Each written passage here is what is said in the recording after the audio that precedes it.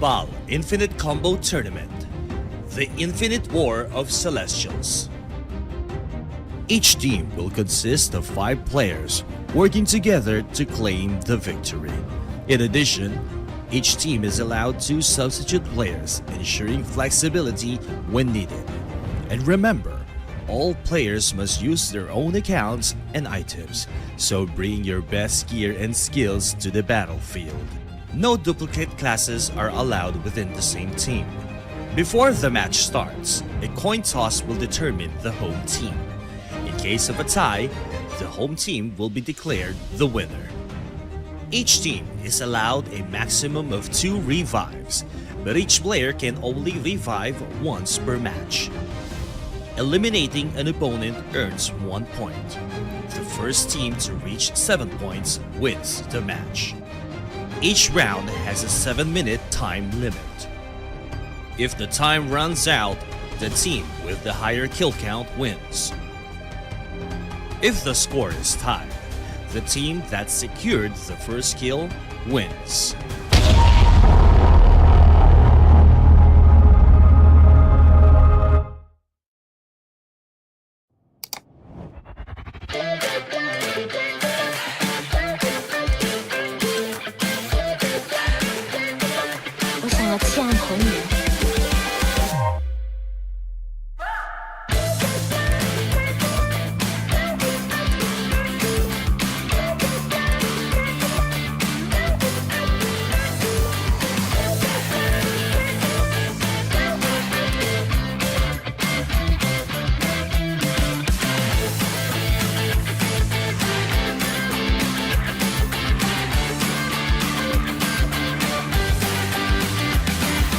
I love you. Ding dong, they just think they are. Never little one of these guys that trying to play hard.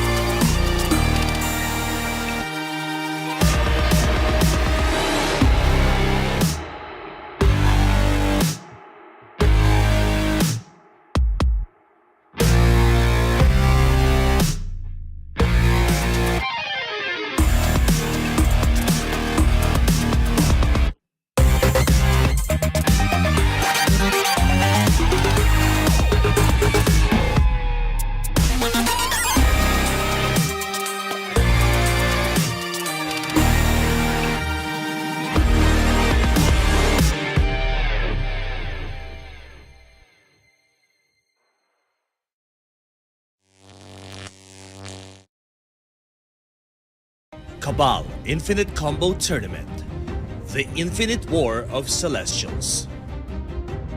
Each team will consist of 5 players working together to claim the victory. In addition, each team is allowed 2 substitute players, ensuring flexibility when needed. And remember, all players must use their own accounts and items, so bring your best gear and skills to the battlefield.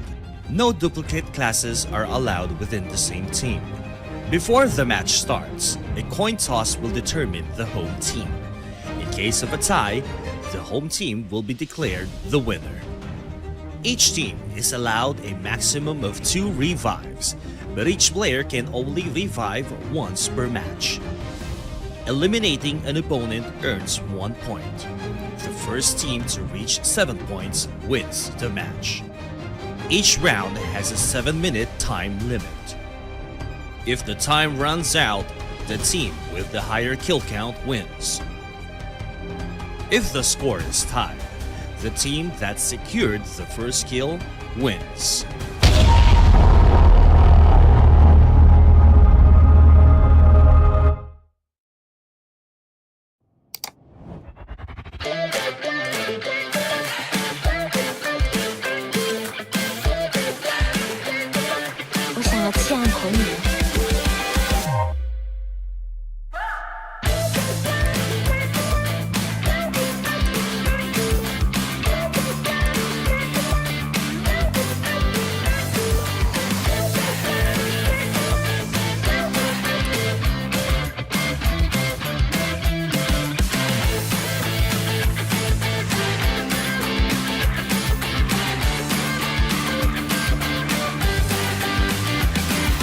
I love you.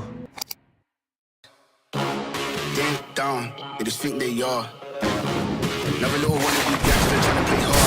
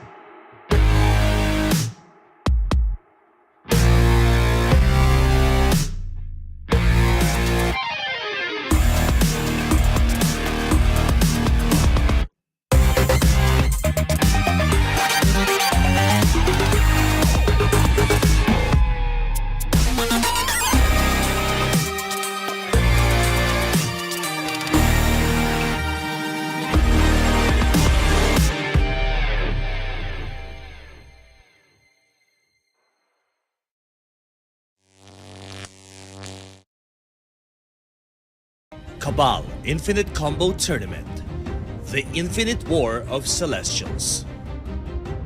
Each team will consist of 5 players working together to claim the victory.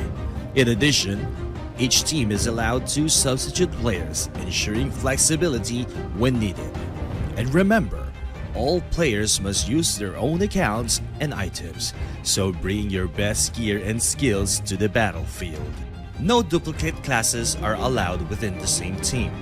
Before the match starts, a coin toss will determine the home team. In case of a tie, the home team will be declared the winner. Each team is allowed a maximum of 2 revives, but each player can only revive once per match. Eliminating an opponent earns 1 point. The first team to reach 7 points wins the match. Each round has a 7-minute time limit. If the time runs out, the team with the higher kill count wins. If the score is tied, the team that secured the first kill wins.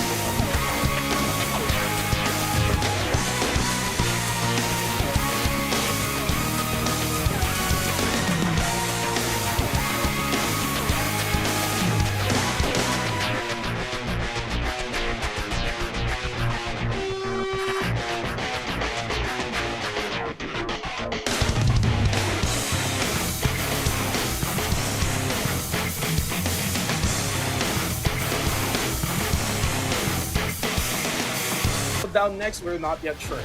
But there you go, Retaliation. Charles has already responded and will kill courtesy of Bakery Boys. And of course, we're just waiting for Will to try his very best to survive, to sustain. Boss Cheese is also losing health, but the match has already started. And as you can see right here, everyone, they're trying to measure. There you go, Play Maya, trying to close the gap between the players right here. And of course, that's the battle mode 3. Jella as well with the relentless assault. There you go, everyone. They are trying to pinpoint a certain target. Camps goes down. Serafino and X660 is also down. That's gonna be 4 kill count right on the get-go for console gamers. So what's gonna happen here? Sardinas will be the last man standing. FBGG will try to run for dear life. Will she be successful? But the shield style will go down first. I think she used the Mortal Bane. I'm not sure. KMSR is also a half life right here, but that's gonna be 1:1. But I stand corrected. It's gonna be 4:1. Wow, that kill count just went crazy, everyone. KMSR holding on to dear life. What's gonna happen next? We don't know yet. But the KMSR using that art of defense, being immobile for a couple of seconds in order for him not to receive damage because of that art of defense. But it's gonna wear out soon enough. And there you go, some relentless assault coming in. Match, there you go. Again, the battle mode 3 has been activated right here. Everyone, the wizard is already receiving so much damage, and I think he's gonna go out. And Serafina is also gonna go down. Where's the kill coming in from our first archer? That's gonna be 3 kills coming in. In courtesy of console gamers. Console gamers right here is decimating pretty much the alphas. What happened? Where is the dominance coming from the alphas? That's gonna be a very swift match. Serafino will not survive the assault, and that's gonna be our first match. Style is also now in half HP. Will he go down? We don't know yet. Ayomi Ferrer,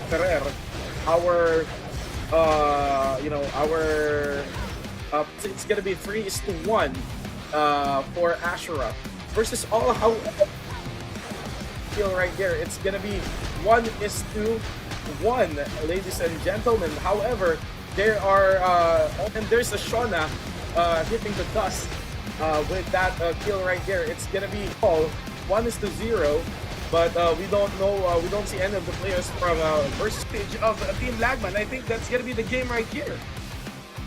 Yeah, Lagman. That's gonna be the game right there. The skill being committed, and that's gonna be coming in from the wizard, I guess. And there's the attack, there's the assault. I think shield style right here is taking so much damage. Continue assaulting this dark mage right here, or he will be able to, on the side of Team Lagman, it's now 3 Lagman right here. Woodchuck, however, the Blader is still taking so much punishment. They really don't. Match point again for Lagman right here.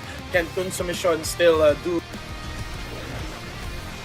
Lagman is still complete here, and Mapait plays was disconnected unfortunately, but Consummation already down very low.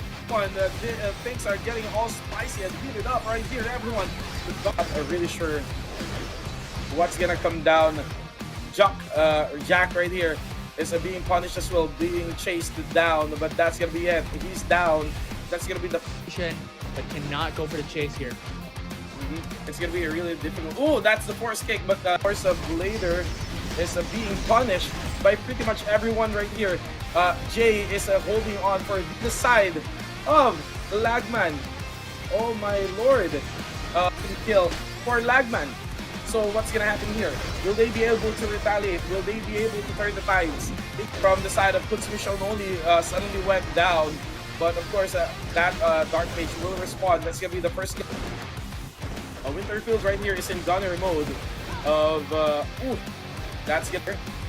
No shadow shield has been activated yet, but they're just toying around with Zamari right here. That's the kill and from the Bakery Boys, and of course Charles will respawn, and of course will be targeted again by. Okay, we have here the Gladiator. We have you much everyone. They're trying to pinpoint who's gonna be their target. Tuloy Saya will be receiving damage in voice, and of course Retaliation is doing the same thing. The battle mode 3 has been procced right here by Zamari.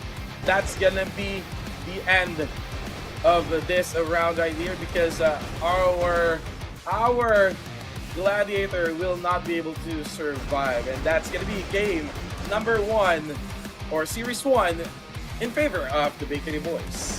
Yeah, and for Bakery Boys, what they did there, the main point that I want to talk about coming down into this game specifically is that Bakery Boys has the Force Archer. Yeah. What's gonna happen? We don't know yet. Fire. Who's gonna go down next? We're not yet sure. But Boss Cheese right here is on the verge of getting Cabal Infinite Combo Tournament. The Infinite War of Celestials. Each team will consist of 5 players working together to claim the victory. In addition, each team is allowed 2 substitute players, ensuring flexibility when needed. And remember, all players must use their own accounts and items, so bring your best gear and skills to the battlefield. No duplicate classes are allowed within the same team. Before the match starts, a coin toss will determine the home team. In case of a tie, the home team will be declared the winner.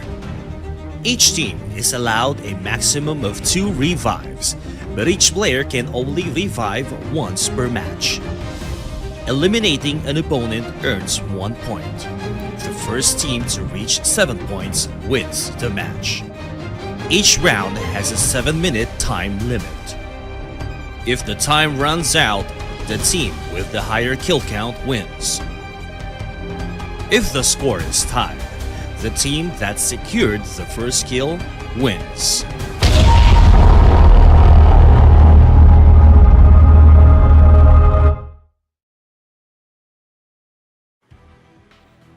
Hey yo, what's up everyone? Good evening once again to each and every one of you watching this at home. Welcome back to the Infinite War of Celestial Sea, the Infinite Battle. It's me again, Anduin, together with Infinity. And of course, tonight we're going to witness the semifinals happening in the Pegasus server. Yeah, for sure. And last week, we already saw the quarterfinals come into conclusion. And this time around, 4 of the best teams are the only ones remaining in the Pegasus server. So this time, we will be seeing the semifinals. We will be looking at who will be the champions here today and who will get that 3rd place and 2nd place for the Pegasus server. So I'm really excited to see on who the champions are going to be this time around. Okay, so let me just give you guys at least a background on what's gonna go down, because tonight we're gonna have at least 4 teams who will duke it out tonight here in the Pegasus server. First, we have Console Gamers versus the Bakery Boys, and of course, Team Lagman against Versus All.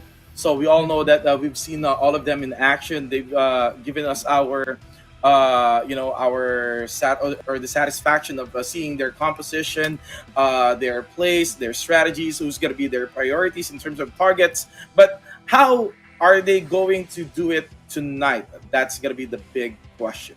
Yeah, and there's just a lot of like variations, right, that can happen in terms of compositions from what we have seen back in last week during the round 16 to round 8 to quarterfinals, coming from the Cygnus server down into the Pegasus server. There's so much compositions that has been brought up in for these respective teams. So I'm curious on how it can be executed coming down to the Cygnus server for the semifinals. Although looking at it on a bigger perspective or like a quick overview coming in from these teams, I think overall they are pretty much balanced and well made in terms of their composition. Time and time again, we talked about the Force Shielders, those Force Archers, and I believe every single one of these teams here in the Cygnus server, or well rather Pegasus server, has them. Yep. I mean, this is something that we are really looking forward to. Again, guys, we have 4 teams who will take place in the Lakeside Arena tonight, and they will duke it out. They will pretty much lay it all on the line, because tonight we're gonna crown our first ever champion in the Infinite War of Celestial Sea, the Infinite Battle. And of course, this is again the Pegasus server. Mind you guys that they are not using, once again, this is just a disclaimer, they are not using a developer's account provided by the developers team. They are using their own personal accounts. So considering the combat power of each characters that's taking place or that's participating in this tournament right here is also a factor that both me and Infinity are considering when it comes to winning this tournament as well. So it's all about the top, target, how you are, how to time the skills, and pretty much like what I said, how far apart your combat power to your opponent is. Yeah, and I think that is what is kind of new to things here in terms of the esports scene of Cabal over the past few years, over the past few decades, is that we now have the innate character and equipments coming in from these players and from these teams to form this esports tournament overall, which is really exciting to think about, just because it's all about who has the strongest character in game, who has built up their characters the very best and have really just upgraded their equipment time and time again to reach that max, to reach the best potential coming in from these teams.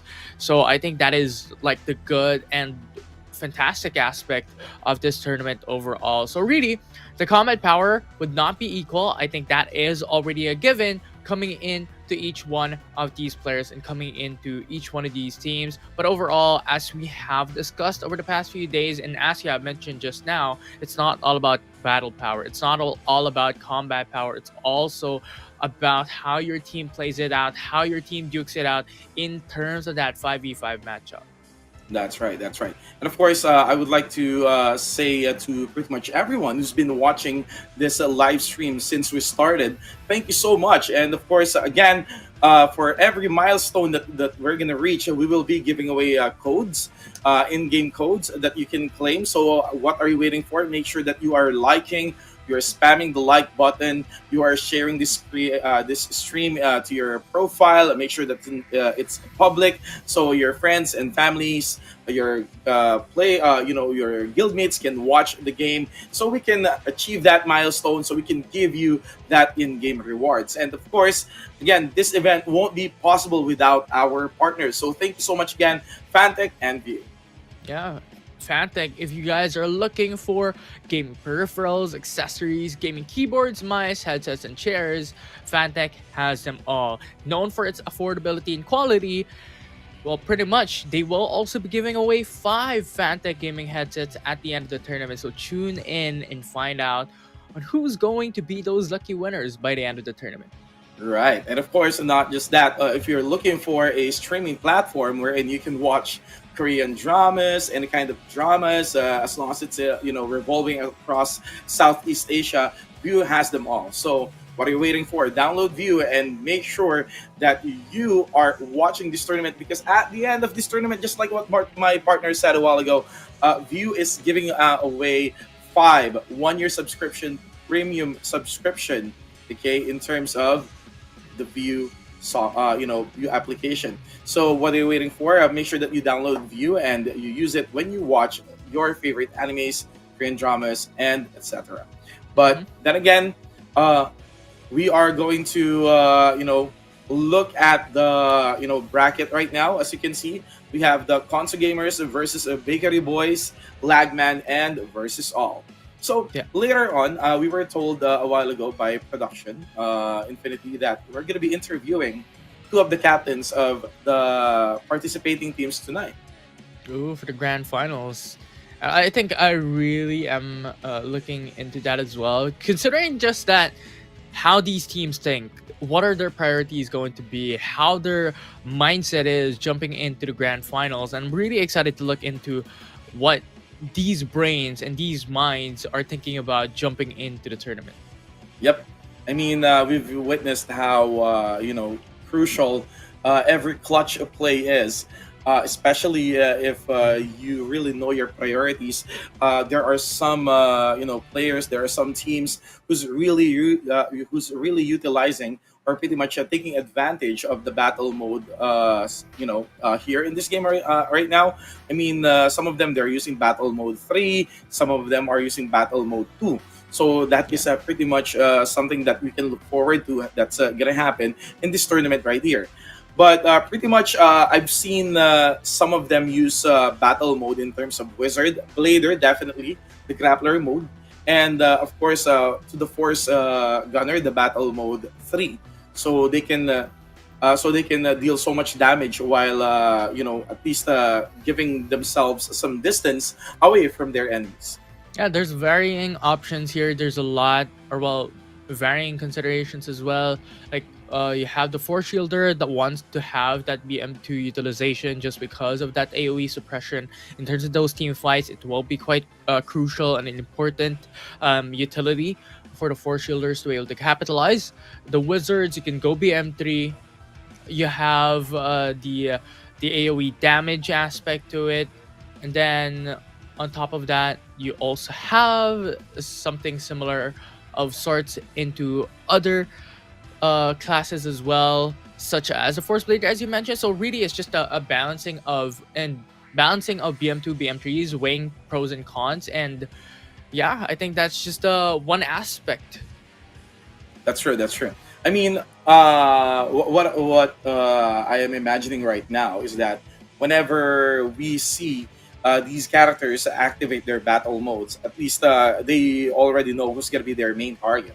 So, for example, if you're going to be looking at the grappler mode, they're going to be attacking the nimble character or the flimsiest character, such as Force Archer, Wizard, and pretty much the Force Blader. So that is something that we can see later. But I think it's about time that we proceed to our interview session with our team leaders right here, our team captains. So let's go. Hey! So we have here SNG. SNG, hello. Can you hear me? Yeah. Yes, GM. Okay. So hello. How are you? How are you today? I'm fine. Just a little bit still. I just woke up. I woke up late. Okay, you woke up late. So I just want to hear your thoughts now that you are in the semifinals. How do you feel? I'm mostly nervous because we're just in for the Conso. That's why our team name is Conso Gamers. So we're thinking of ourselves as just an underdog. So, but as you can see, we just have this good luck and for the bracketing, and our previous enemy was not that so well versed in their items. So Mhm. right now we're very nervous because our current enemy is I think they're much higher in terms of combat power than us. I see. But at least you've mentioned that you are an underdog, so that I think still that doesn't stop you from at least trying your best to reach the grand finals. So thank you so much. Do you have any message to your guild mates or to your team right now? Good luck to us, and yeah, please give your best. That's All all. right. So, all right. Thank you so much, SNG of Console Gamers. He's the team captain of this awesome team right here. So good luck, and once again, thank you so much. Wow. Yeah, that was fantastic. I mean, they were jumping into the tournament, also just having fun and also representing console overall in this tournament as well. So they were kind of like just jumping in for the funs and for Yeah. the thrill. But here they are, they're already at the quarterfinals. I think just that speaks volume to the strength of these players. True. That's true. I mean, I was surprised when he mentioned, console. Okay. So they're just after the consolation prize. Okay. So that's a very witty name, man. So thank you. That was a very good message coming from the team captain of Console Gamers. I mean, Oh, I didn't even like notice like console equals consolation. yeah. I just I heard mean, like console. yeah. I mean, Okay, fair enough. when he said, that's why our name is Console Gamers. So I we're thought just it's like a guild or something. yeah. I don't Fair know enough, if it's fair a guild. enough. Respect. Respect, exactly, Yeah. exactly. The But hustle. yeah, I was like, okay, I was smiling a lot because that's a very witty name to give your team, like, Right. especially they admitted that they're at least they are really low in terms of combat power against their opponent, which we are going to interview next. Okay. So I think Infinity, I think you might want to ask this guy some questions. Sure. I mean, I'm down. Right. I think it's really fun to have these interviews and conversations with these people and these players, especially coming down into those guild leaders and what they're not really their purpose, but what they're looking into this tournament, right? So I'm really curious on what the opponents are going to be. Speaking about with their team. Is the other team ready? There you go. Winterfield, hello. Hello. Hello, Good evening. welcome. Good evening. So one quick question here. You're already here in the quarterfinals for the Pegasus server. So is there any preparations made by your team overall ng Bakery Boys jumping here into this tournament? Yeah, pinaka naging preparation lang namin talaga is practice and kung sino yung mga communication, sino yung magiging main target namin. Okay. I think if I may translate that one, according to Winterfield, their only preparation for this tournament is that they just practiced a lot and they are really good in terms of communication, pretty much directing who's going to be their main target in the tournament, whose class is going to be their target. Yeah, that's pretty much it. So, is there any message from you, Winterfield, to your opponents here today, especially jumping into already the semifinals and possibly the grand finals down the road? Message lang namin is may the best team win kasi mga kaibigan namin yan. May the best team win. Okay. All right, so I think that's it. Thank you so much, Winterfield. I wish you good luck and your team as well. Thank you. Oh, there you go. Fantastic sport coming in from Winterfield, coming in from Baker Boys as well. Overall, I mean, they are already sitting at the semifinals, and the thing is, the winner here will be having a secured spot in the grand finals already. So that's a lot of pressure, and that's also a lot of excitement coming in from both these teams. And as they have mentioned, they're both friends. These two teams are acquaintances in game. That's true. But regardless, even though we're friends, I'm not gonna be holding on my punches. Okay. No friend. Yeah, definitely, we're frenemies right now. Okay. You can't stop me for gunning into the slot in terms of being one of the finalists in the Infinite War of Celestial Sea, the Infinite Battle, because the prize is really huge. I mean, we have huge prizes at stake. So who wouldn't want to at least get get a taste of that particular prize that we're about to give out at the end of the tournament? Yeah, and I believe it's a huge sum as well for the overall prize pool that we have here in Infinite War of Celestial Sea. So that is definitely the stakes on the line coming in from these scenes, but also from what the team leader from Console Gamers have mentioned. There is also a huge chunk of prizes, in-game items, in-game prizes that are really, really good. I took a sneak peek onto those items as well.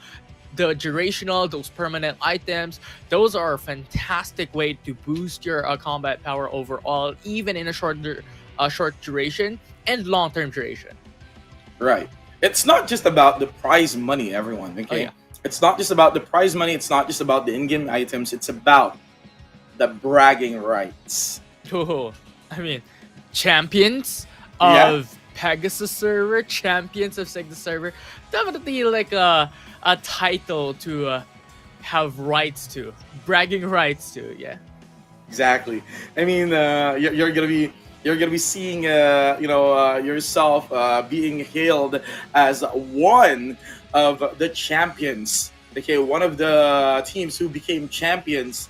Okay, in the Infinite War of Celestial Sea, the Infinite Battle, and again, this is the Pegasus server side, and once again, our first match for tonight, who will secure their first spot in the grand finals is none other than Bakery Boys and Console Gamers. So, looking at their team composition once again, everyone, Force Archer, Force Blader, and Blader, Force Shielder, and Warrior. I think they are going for a very long battle for Bakery Boys. Again, just like what we've mentioned before when we first casted their games, it's all about the longevity and pretty much sustainability of each party members because of that additional layer of protection coming in from the Shadow Shield, the massive healing capability of the Force Archer, and pretty much the increase of in terms of HP that will be provided by the Warrior. Yeah, and it's just a overall balanced type of composition, and even both sides as well. You have the Warrior, you have the Force Shielders, the Force Archers. Pretty much a mirror matchup between these two teams. Quite dependent on the skill matchup, on how these teams are going to choose their poison in terms of this game. Wherein who will be the priority, who will be the target, what skills are we gonna use? Coordination is going to be key. Like these aspects will be the huge dependency of this matchup, considering that these two players already have the same composition. And on top of that, I think one aspect as well that we really have to take note of would be the combat power. I think that's just a huge aspect that plays a massive role in this tournament. Again, that's true because it's just a mirror. Okay, what we are looking at is pretty much the mirror of each and every team right here. So it's all gonna go down to the execution because the only difference is that here in the side of console gamers they have a wizard, okay, and for the side of Bakery Boys they have the warrior. But pretty much aside from those characters, they have a similar class. Now, let's introduce our players for tonight. For Bakery Boys, we have Winterfield, Tuloy Ang Saya, Ice, Icon, and Tim. And for console gamers, you have SNG, you have Engineer Exine, you have Kitagawa, you have Playmaya, and you have you have Jella as the last member console gamers. Mm-hmm. It's like the name is Jella because of too with a many lot of A's. A's. With a lot of A's, exactly. Okay, so I think what's about to go down right here, I think the primary target for each team right here will be Winterfield, and of course for the side of console gamers, it's gonna be Kitagawa. So that's gonna be the signal. That's the start. The buff is being executed. Play Maya is diving in way too deep. He's trying to bait the enemy. They're trying to pretty much measure the distance between one another. Icon going one-on-one with SNG. The Shadow Shield has been activated. There you go, everyone.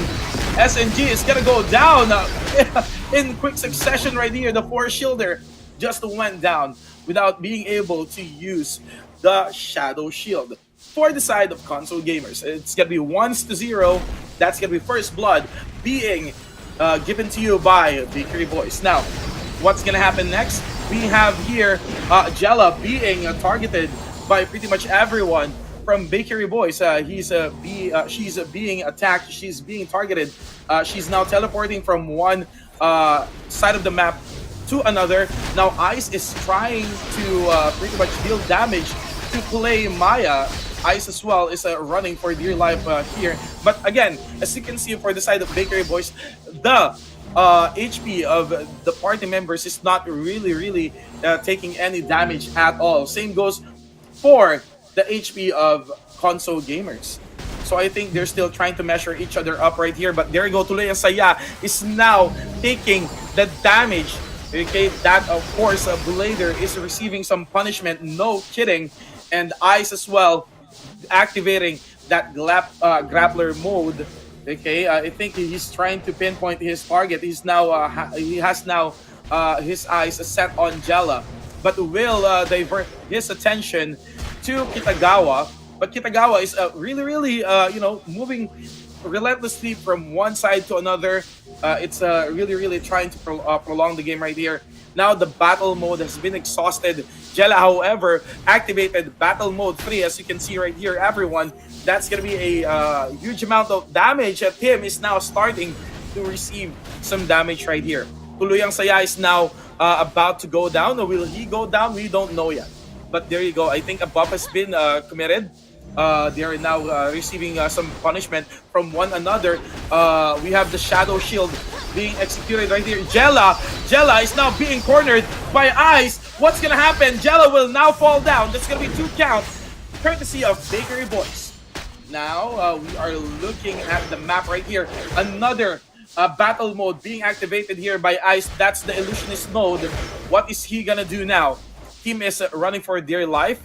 Okay, no mana freeze being executed just yet. We have our last 3 remaining members for the side of console gamers. Will they be able to survive this one? They still don't have any kill at the moment. So Play Maya is now being decimated. Will Play Maya go down? Definitely Play Maya will go down as well. that's gonna be the fourth kill count coming in for the side of our Bakery Boys. We are down to our last 3 kills in order for the Bakery Boys to secure their first win for the evening. So what's gonna happen? Seal of Damnation being committed, not getting Tim in the process. Tuloy ang saya. Trying to chase that injured sign, X sign, engineer X sign. Winterfield's right here with the gunner mode from the Force Archer. And our Blader engineer X sign has been taken out in the equation. Kitagawa will also lose his life in the process. We are now down to our last 2 members of Console Gamers. Oh, Yeah, I guess that's the game. It is. It definitely is. Kind of a prolonged matchup overall. It was a battle between Bakery Boys and Console Gamers. However, there is one big key factor into what had occurred coming in from that matchup, is that the Force Shielder coming in from, I believe, Console Gamers was on the right side, right? So it was the Force Shielder. It was the Force Shielder that was not able to use the Shadow Shield, which is really unfortunate because that is one of the costs that you have to pay when it comes to not using your Shadow Shield early on. The opposing team, the enemy team, could go and target you, suppress you with that shield charge coming in from the Force Shielder of Bakery Boys, and then right after that, you had the successive suppression as well coming in from the BM2 of the Force Shielder, which is really annoying to deal with because you can't use any of your skills. And after then, he died. He was not able to use his Shadow Shield. It was a 5v4 matchup, and it was just GG, game over. Exactly, but let's see what really happened in the highlight because it's ready. Yeah, so just gonna recall from what that occurred there. I think the most important thing here is the targeting, right? At the initial stage of that matchup, like SNG fell down quite quickly, right? I think that's one of the key perspectives. Bakery Boys was able to use a Shadow Shield, Console Gamer was not, and then Bakery Boys was, you know what? The enemy team doesn't have Shadow Shield. We have a lot of suppression coming in from the Force Shielder. You have the Panic Cry as well. You have a lot of these crowd controls that can pin down the Force Shielder from Console Gamers, and that was just the winning condition from them. Remove the Force Shielder, no more Shadow Shield. The opponents are going to be squishy. We still have the Force Archer. We still have our Force Shielder as well. So in a prolonged matchup, Console Gamers gonna have that massive disadvantage. Yep. I also want to ask. I didn't notice. But it's possible that the reason why SNG was not able to at least activate the Shadow Shield is because he doesn't have any mana. Maybe the Force Blader from the side of Bakery Boys that targeted SNG using mana freeze to pretty much hold or stop him, okay, from using the Shadow Shield. I'm not sure. I was not able to observe if the mana freeze has been committed by the Force Blader of Bakery Boys. But again, like what my partner said a while ago, it's about how you really activate the skill. If you will compare the activation of Shadow Shield from Console Gamer to Bakery Boys, I think Bakery Boys activated their shield 30 seconds inside the game after at least with the clash. Playmaya tried to dive in and really early, tried to bait pretty much everyone, but was not successful in doing so. They really had their eyes set on SNG, and still that costed them this match right here, and that's 1-0 in favor of Bakery Boys. Yeah, I think there is just a difficulty when it comes to looking at the debuffs, right? So assumptions are going to be made because the thing is, looking at the HP bars, the only thing that we could see under those players' names would be the HP and also the SP bars. So we know how to track them. We know what the buffs are going to be, but not the debuffs. So as you mentioned, this is also a possibility that the mana freeze can be executed, but from what we have called, from what we have discussed already, from both sides of the coin here for Bakery Boys and Console Gamers, there is a lot of perspective of crowd control, right? Yeah. You have the Force Shielder that has the shield charge, that has the BM2 suppression. You also have the Panic Cry coming in from the Warrior, the Force Blader that can root down their opponents, and even the mana freezes as well. So there's just a lot of things to consider in the overall gist of things. So I think one of them could stack up to what you have mentioned as well, that the Force Shielder can't do nothing in that situation. And of course, we have now the game number 2. Will they be able to force a game number 3 for console gamers, or is this gonna be the end of the road? Will they be just taking the consolation prizes? SNG right here trying to pretty much tank some of the damage right here. Icon focusing his eyes on SNG. SNG, however, not taking so much damage.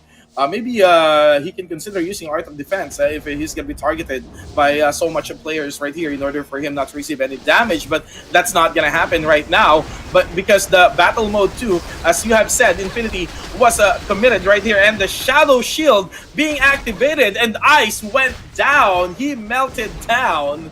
Okay, he melted down. Ice right here went down. That's going to be the first kill count coming in from the side of console gamers.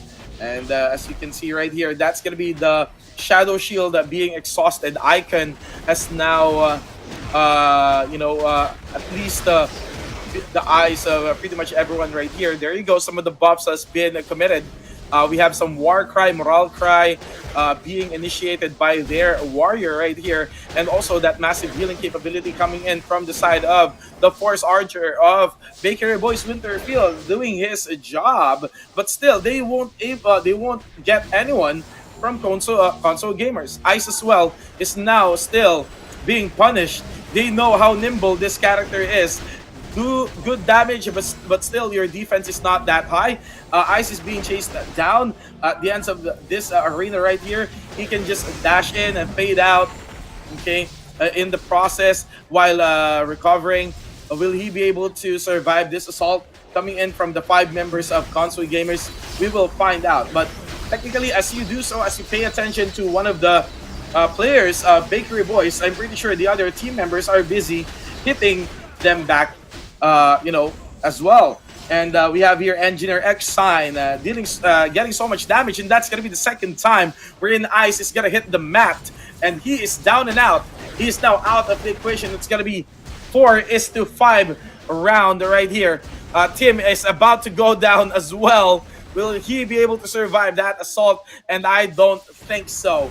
And Tim will go down, and that's gonna be the third kill count coming in from the side of console gamers. How the turns have tied, everyone. So how the tides have turned, sorry.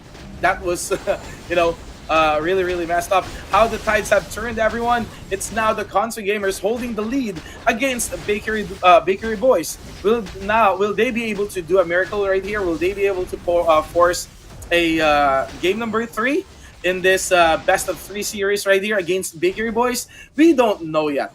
Okay, but Icon, again, is taking so much damage. He needs someone to heal him. Where's the Winterfield? That is the question. Jella, however, trying to teleport from one place to another. Tuloy ang saya, getting hit by that Blader Engineer X Sign, dealing the death blow. Tuloy ang saya going down in flames. So is Winterfield because it's summer. Okay. Icon right here is not going to survive as well, and I think that's the game right there and then. Wow. Yeah, it is a different expected result, right? Coming in from game number 1, it was totally different story, and I think it really boils down to how console gamers kept the Force Shielder alive, kept everyone alive at that matter, and was just buying a lot of these time to be having a delay type of setup. And the thing is, like, from game number 2, console gamers as well did not use a Shadow Shield early on. But I think what made the big difference this time around is that they were playing a bit more safe. Like the Force Shielder having the BM2 already ready when the game started. You have the AoE suppression readily used as well at the start of the matchup. And then the Shadow Shield came after 30 seconds or a minute. Wherein the opponents have already used the Shadow Shield. So really, it's a matter of these delayed timings, how you're able to utilize your skill, these coordinations, as we have discussed a while ago, on top the combat power that is a huge priority of things, is also very important. That's true, that's true. I was really, really taken aback. I thought it's going to be a clean sweep of 2-0, but then again, console gamers put up a lot of fight. Let's see what happened because the highlight is ready. Yeah, I'm very curious as well on how this team, or well, rather, console gamers was able to turn the tides, right? But overall, you have Icon, right, going in with a Shadow Shield, the AOED as well in succession. But Ice fell down quite early on. I think that just gave also an additional member advantage for console gamers. Yes, you have the odd circle, but those timings, those seconds that is delayed is a difficult moment, right? And Shadow Shield in 4 minutes and 50 seconds for console gamers, and I think that just speaks on how delayed those Shadow Shields are coming in from the 4 shielder of console gamer that netted them a bit of a huge benefit at the middle of the matchup. Because overall, it's like a high risk, high reward sort of situation on having to save up your Shadow Shield after 30 minutes, after a minute, after 2 minutes time before you utilize it. The important aspect to that, if you're gonna do something similar, is that you have to keep everyone alive. And so far, console gamers was able to do that, and was able to do that successfully as well. Nice. And of course, because of that, because of what they did, they still have a shot in securing a slot in the grand finals. So we Both of are them, going actually. to, yeah, they still have, they both have a shot to at least have their names listed as one of the grand finalists for this tournament on the Pegasus server. Okay, so we are going to game number 3. Okay, so I think console gamers was able to adjust pretty much on what they're doing. So will they be able to mimic or pretty much duplicate the result in this last round right here, or will they give that particular opportunity that Bakery Boys is looking for in order for them to secure that grand final slot in the Infinite War of Celestial Sea Pegasus server? Yeah, it's a battle of wits between both these teams, right? And I really like how it was Baker Boys who mentioned that these two are teams, or well, rather, these two are friends regardless. So whoever wins this is pretty much like a moral support situation. You know what? If you win it, I'll support you to the very end. Maybe win the grand finals, but if I win, then you know what? We'll carry the banner of the Pegasus server together going into the grand final. So regardless, I think I'm very, very excited as well what this third game would mean for any of these teams, because as you have mentioned, as you have recalled, the player, the team that will win in this third game will have a slot in the grand finals. Yep. And there you go. That's going to be the shield being committed. I can see lots of battle modes being executed. The grappler mode is, again, unleashed by Engineer X-Sign right here. Who's going to be his target? We don't know yet. But Icon is now focusing on SNG. Will he be successful? No, I don't think so, because SNG has the art of defense right here. He's not going to be able to target that tank of a force shielder in the personification of SNG. Ice, however, is being punished once again right here. Shadow Shield being committed by both teams right here. Ice is about to go down. Ice is receiving some punishment. We don't know what's going to happen here, everyone. We have lots of debuff and, buffs are coming in. Ooh. And there you go! That's going to be Ice hitting the mat again for the first time in round number 3. What's going to happen? SNG will go down as well. Oh my god! That's going to be a good trade for a Blader to a Force Shielder. So who's going to win this? We don't know anymore. Icon, however, his HP is already almost half, but he was sustained by Winterfield. Good support coming in from our Force Archer. SNG still down for the count. He's not responding anytime soon. Engineer X-Sign is being punished right here. What is he going to do? He's moving from one side of the map to another. He's being targeted by Winterfield, who's a battle mode who is activated. However, Ice is also being punished. Jella, however, went down and hit the sack. That's gonna be the second kill coming in from the Bakery Boys. Ice, again, being sustained by Winterfield. Winterfield is doing so much healing right here, everyone. If you're gonna ask me, Winterfield is doing one hell of a job sustaining everyone's HP in everyone's HP in his party really, really well. So that's one thing that I want to give him credit with. Engineer X-Sign will not be able to take the punishment. However, that's gonna be his life going to 0. SNG is still not, SNG is still not responding. That is 2-1. What's gonna happen next? We don't know yet. Tim, however, right here with Battle Mode 3, Jella moving again from one side of the map to another using teleport to avoid being targeted. Icon, however, right here just activated his battle mode, and that's gonna be the battle mode 3 of the Shielder. Jella, however, again is being punished, being chased down. Tuloy ang saya is now being targeted. That's the heal. That's the heal that I'm talking about. He's being sustained, but will he be able to keep it up? Winterfield, he's gonna heal pretty much everyone in the party, not just Tuloy ang Saya, but pretty much Ice as well, because Ice is about to go down and hit the floor once again. What's gonna happen here? That is a 3-1 kill count, still in favor of Bakery Boys. Ice is now half HP, still being sustained by Winterfield. Winterfield on the roll right here, healing everyone in his party. Icon as well being sustained. The presence of mind in this player is just too amazing. It's really amazing. Pretty much looking at everyone's HP, making sure that they don't go down. That is something to give credit for. Tuloy ang Saya, however, will not be able to continue fighting because he will hit the sack. That's the Force Blader gone for you. And Tim, however, despite being the warrior, being a bit beefy compared to a Force Shielder, still trying to survive, hanging on to dear life. Still, that's a 3-2. Console Gamer can still catch up, but Kitagawa and SNG is not responding anymore. SNG is not responding anymore. Again, that additional layer protection coming in from the Shadow Shield won't be available for the side of Console Gamers. The question is, will they be able to keep this one up? Because we are now down to the last 3 kills in order for the Bakery Boys to move to the Grand Finals. Icon, however, is being targeted right here.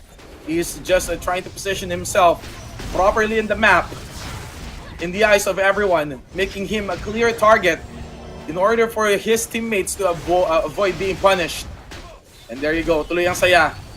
Tuloy ang Saya, running for dear life. Again, it's just Kitagawa, Engineer X Sign, and Jella, and Play Maya battling out, duking it out here in the Lakeside Arena. That's gonna be 5-3. Last 2 kills for the side of Bakery Boys in order for them to secure their Grand Finals spot. Jella, quick Cataclysm. There you go. Will she be able to survive? I don't know yet. And that's gonna be the charge. That's gonna be the dash in. Jella, no. However, she's gonna fall down, and that's gonna be the game, I think. And we have the last player, Play Maya, receiving direct assault from pretty much everyone of Bakery Boys.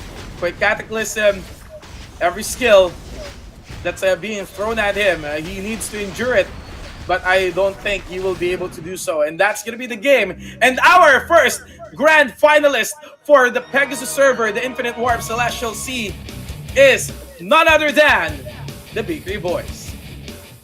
Congratulations for securing the slot in the Grand Finals for Pegasus server. And I really want to break it down one by one what happened there in game number 3. But overall, Bakery Boys' coordination coming out from that game 3 was spot on. It was really, really good. The chemistry was there. Coordination was perfect as well, coming down into that very last game. So well-deserved the win, unlocking that Grand Finals. That's true.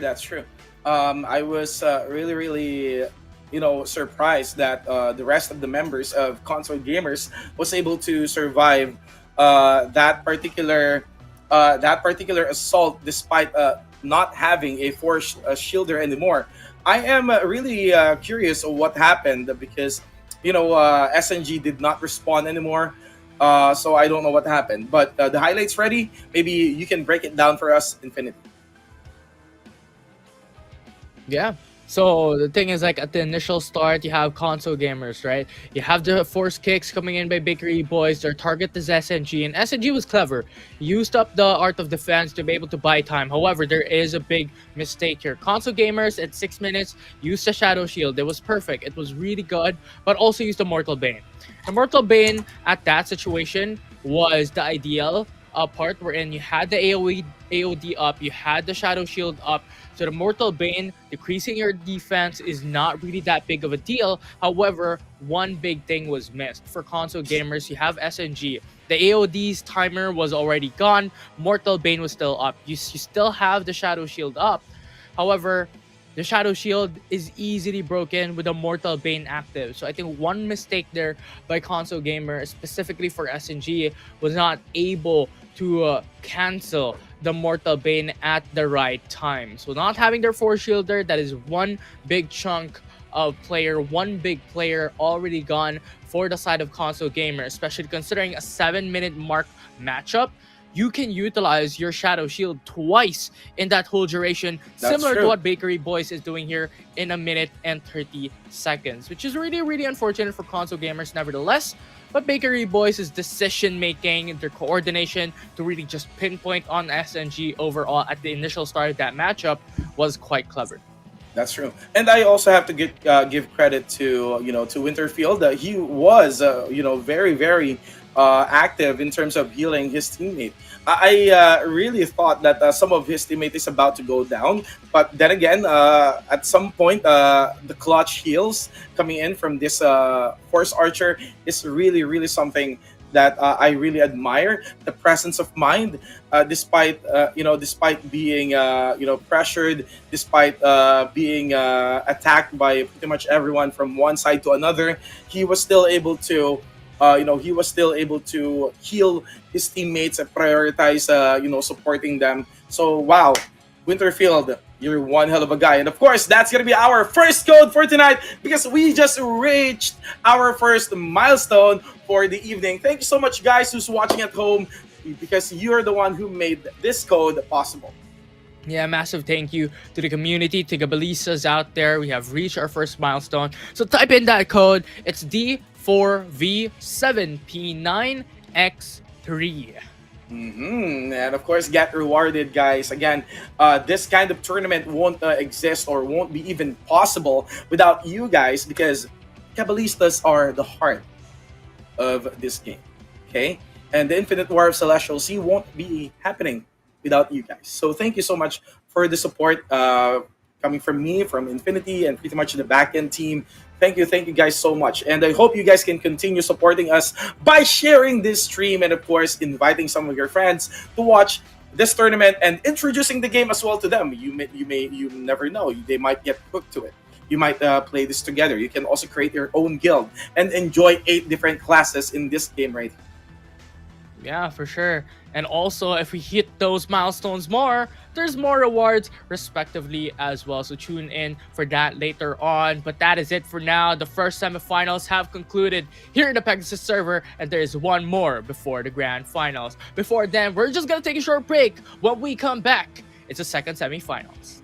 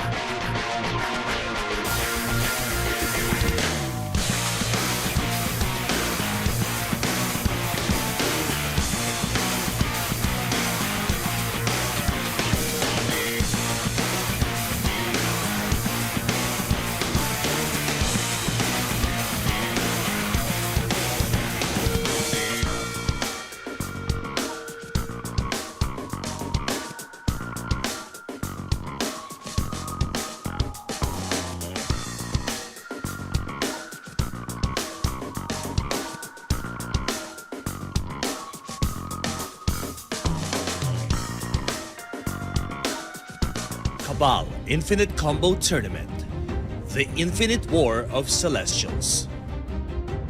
Each team will consist of 5 players working together to claim the victory. In addition, Each team is allowed 2 substitute players, ensuring flexibility when needed. And remember, all players must use their own accounts and items, so bring your best gear and skills to the battlefield. No duplicate classes are allowed within the same team. Before the match starts, a coin toss will determine the home team. In case of a tie, the home team will be declared the winner. Each team is allowed a maximum of 2 revives, but each player can only revive once per match. Eliminating an opponent earns 1 point. The first team to reach 7 points wins the match. Each round has a 7-minute time limit. If the time runs out, the team with the higher kill count wins. If the score is tied, the team that secured the first kill wins.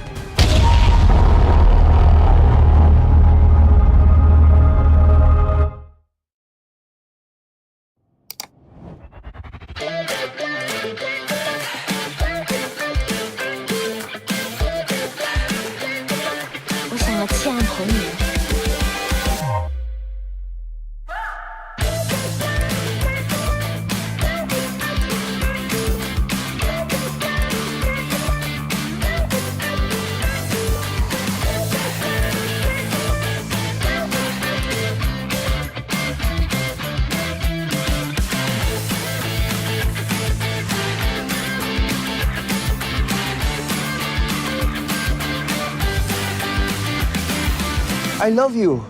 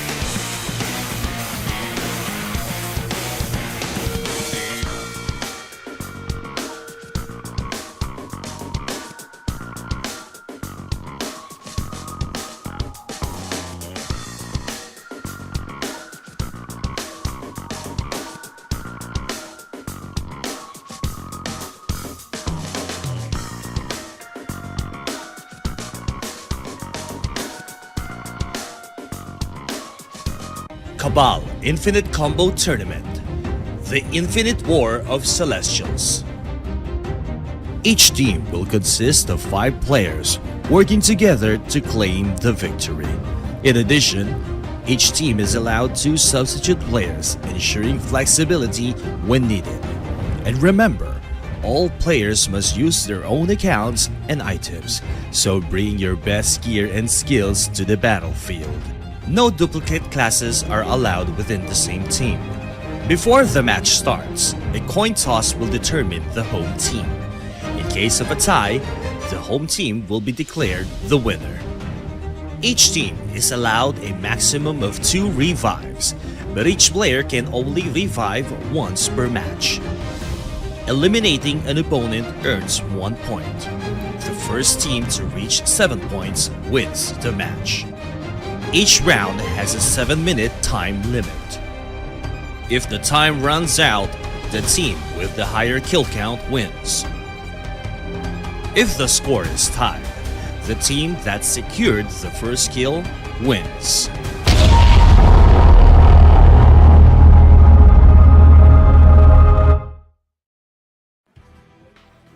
Hey, what's up, you guys? Welcome back once again to the Infinite War of the Celestial Sea, the Infinite Battle. And again, we are doing the semifinals for the for the Pegasus server. A while ago, we just crowned our first ever finalist for tonight's competition. It's gonna be the Baker Boys, and now we are gonna move straight to our next game, and it's gonna be Lagman versus all. Yeah, it's a second set of semifinals this time around for the Pegasus server. And last week we have seen both these teams duke it out, coming down into the quarterfinals, and now they are here. And I'm quite looking forward into it as well because in comparison to what we had just concluding game number one or series number one of this tournament today here in Pegasus server, I believe the composition coming in from versus all and Lagman is now a bit different in comparison. So on top of like the what we mentioned a while ago regarding skills, composition, coordination, this time around there's also a complexity of a varied composition. And I am looking forward to those composition that you're talking about, man. So I'm really hyped, stoked, and pretty much excited on what's about to go down because, we're going to be hearing first from their team leaders or team captains. Okay, let's first talk to our team leaders from, I think, team Lagman. Okay, let's see. Okay, I guessed right. Hello, Dr. Archer. Can you hear me? Yeah, I can hear you well. Oh, hi. I like your shirt. Hi Okay, so, Lagman, Dr. Archer. Okay, so how does it feel that you are now one of the four teams who went to semifinals, and now you're gonna go up against team, versus all, in order for you to secure a spot in the grand final. So, how do you feel about it? Nothing new about it. It's expected. Wow. Okay. I like the confidence, dude. I like the confidence. Yeah, exactly. How about you, Infinity? Do you have questions for our guy right here? Very simple. Did you guys prepare, or is this really just the innate power of Team Lagman? We're always prepared, and we're always going on Clash every time we're going to war. So nothing new about it. Just go to war or just to go to PvP, something like that. So nothing new actually. So it's just a common thing to us going on war between our enemies. Yeah. Okay. So I really do love the confidence, and I think that is the confidence that you've accumulated by playing together with your teammates for a very, very long time. So just like what you said, it's given. Now, do you have any message to your opponent tonight? Yeah. Can I greet somebody else or my friends? Okay, go ahead. Can I do shout out? You can. Yeah. You can. Okay, go ahead. Yeah, I want to shout out my bro Zenith. Okay. Yeah, I want to shout out my bro Zenith, and shout out to Mayhem Guild, my Cygnus Guild, and also to Omnia, the guild of my friend Budoy, and the guild of my friend Naes. That's also from Cygnus. That's Deus, and also the best guild here in Pegasus, Team Gcash. I said the best because we have 3 teams on the semifinals, but then may the best team, may the richest team win. Okay. I thought we're not supposed to talk about riches here, Infinity. Okay, I thought we're not supposed to do that. Well, you know what, Dr. Archer, you have the money. Anyway, thank you so much, you. and of course, we wish you guys good luck. Yeah, thank you so much, Dr. Archer from Team Lagman. Thank you. The confidence, riches, wealth, friends of friends, guildmates, they have it all, man. They have it all. Yeah, I mean, I was really, very, very, what do you call this? Not really happy. I was just so happy to see a player who's that confident, but who has the means to back it all up. Okay, being confident is one thing, being able to back it up is also another thing. So I love the confidence, and I hope that confidence will also give you the opportunity that you're looking for, or the spot in the grand finals. Yeah. For sure. And he ain't bragging if it's real. He ain't bragging if it's factual. And definitely so.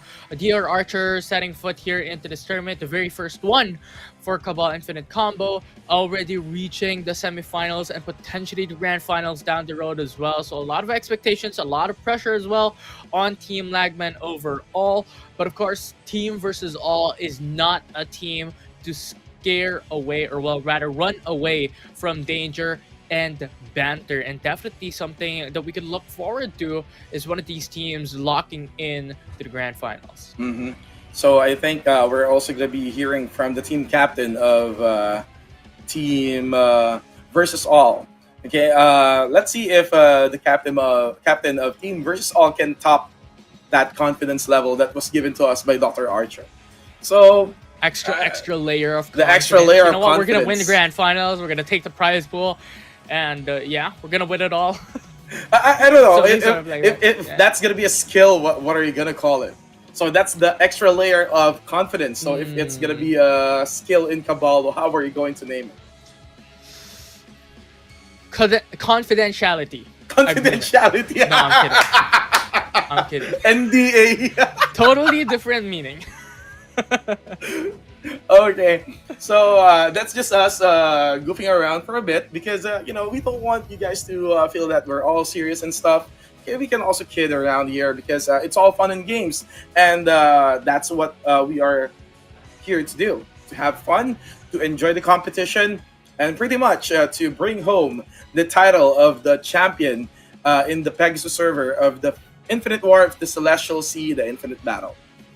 Yeah, and it's an accelerating thought to think about, right? Who will be the first champions of Infinite War of Celestial Seas? Who will be the first champions of the Pegasus server? And as you have mentioned a while ago, right, winning this tournament is not just about the prize pool. It's not just about proving to everyone, we have the riches, but also proving to the rest of the server, the rest of the crew, and the community that we are the best in what we do. We are the best in play, and we are the best in PvP as well. And they are something to be feared for coming down into M-Wars and even just innate PvP duels overall in game. So that's something I believe like some of these teams are looking forward into as well, on grasping and really just hoisting the title here in Infinite War of Celestial Sea.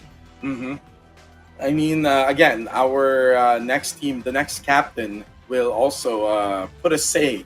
Okay, we'll also have a say in this tournament right here. I don't know, is the next captain ready? Maybe not We'll yet. see. Okay, so that is versus all, by the way. So upon checking out the team composition of versus all, they were able to at least secure themselves to the grand final. Okay, because it is something that I really admire, because they have a force archer, they have a force shielder, force gunner, warrior, wizard. Okay, so pretty much it's a well balanced team composition. The only thing that's missing is maybe that firepower in terms of dealing so much damage, because they don't have the blader, but in a sense they have a very well balanced class, which is the warrior. So we're gonna witness that one as well. Yeah, and definitely, like right now at this current state, we already have Bakery Boys waiting at the grand finals match. You already have console gamers as well waiting for the third place matchup. So the winner here of versus all up against Lagman will be proceeding into the grand finals, batting up against Bakery Boys, and the one who loses, or the one who will be pushed back and shoved away, will be brought down into the losers bracket. A battle for third here in this tournament. And so far, with what you have discussed, right, just peeking into the composition and peeking even into like the battle power so far, both these teams are quite formidable in terms of that battle, formidable in terms of this matchup that we have on our hands for the last semifinals before proceeding into the losers bracket and the grand final stage. Mm-hmm. That's very true. So we're still waiting for the team captain of Team versus All. We don't know if he's already in, or we're still waiting for him. So I just want to also give a very huge thank you again to our sponsors for tonight. Again, this event won't be possible without you guys. Thank you so much once again to Fantech and VIU. If you guys are looking for gaming mice, gaming headsets, keyboards, any gaming peripherals, look no further because Fantech has them all. So what are you waiting for? Make sure to visit Fantech's website, Fantech's physical store, and get yourself the gear that you need in order for you to stay in shape in terms of gaming. Stay in shape. I mean, going into the gym with your headsets on, listening to those vibes and music while you work out. But you know what is a good pair as well to, just working out and getting in shape is watching your favorite entertainment content while you get stronger, may it be in game or may it be in the real world. So if you guys are looking for a streaming services, or rather a streaming service that offers a wide variety of Asian entertainment content, including dramas, movies, variety shows, and anime, VIU is the one for you, providing content coming from South Korea, Japan, China, Thailand, and other Asian countries. And at the end of the tournament, they will be giving away 5 VIU premium subscription for a year. So what are you waiting for? Tune in, share it to your friends, your guildmates. May it be just the one for you, and you still have that chance on winning that free subscription for a year. You know what I love about VIU? There are some short clips that I keep on seeing in my feed. Wait, what clips? Like no, I mean clips, like clips? Drama clips on drama Facebook. clips. Okay. Drama clips. Like for example, I just found myself a billionaire husband. I searched everywhere. It's not even available to it's available to that particular streaming platform, but I tried in VIU. It's also there. So I was able to watch it for at least free. So once again, thank you so much, VIU, because it's a very interesting story. Yeah, it's really, really nice as well. I mean, there's just a lot of things that VIU can provide in terms of that content, in terms of streaming services, and of course, in terms of gaming. If you want to be equipped playing into the tournament or just playing casually, Fantech has pretty much anything that you can think of in terms of gaming peripherals. Mm-hmm. A while ago, I was watching an anime in VIU a while ago because I think that was last Saturday, this Saturday. We had an event in Greenfield, and I was fortunate enough to get myself a free subscription for a month in that event. So thank you so much, VIU. I was able to watch Hajime no Ippo. The fighting. So I was really, really hyped watching that one. That's Dance Room and everything. But our next team captain is ready. So let's go to the team captain of Versus All. Yeah. Hello. Hello. Chloe Andrea. Hello, can you hear me? Yes, kamusta, bossing? Hi. How are you? Okay lang, bossing, okay lang. Okay. So, Chloe, that's a very interesting name, Chloe Andrea, but I'm not going to ask you about your username anymore. So, it's all about the competition. Now that you are in the semifinals, how do you feel? Medyo kinakabahan kasi pag kami natalo dito, matinding trash talk para sa amin. Pero tatawanan ko lang mga yan. Right. Okay, so he says that he feels nervous, okay, because at some point he might feel that after they lose this game, they will be receiving lots of trash talk coming in from the opposing team, but he will just laugh it all off. Okay, he will just keep on laughing at them. Okay, he's not gonna mind or anything. Okay, so how did you guys prepare for this tournament? Matindi. Nabigla din kami. Kaya, pero naghabol kami para dito sa tournament na to. Pinagandaan talaga namin ang tournament na to. Para sa Okay, kanila. so they were surprised as well. So they didn't expect to actually reach this far off the competition. So they even tried to at least chase down pretty much everything, down to equipment, to combat power. Oh, Yeah, so that's para sa what they're. Okay, go ahead. para sa akin kasi yung price niya, hindi ko inaano. Wala sa akin yung price, yung saya ng tournament ang hinahangad ko dito. Yung saya ng laban para sa amin lahat. Right. Okay. So he says, Chloe says that he's not really after the prize. What he's after is the experience and the fun that he's having playing in this tournament. So that's what he is saying to each and every one of us. Okay. Do you have any last message to our viewers watching this? Para sa Team Gcash, igayak nyo na sarili nyo, padadapain ko kayo. Okay.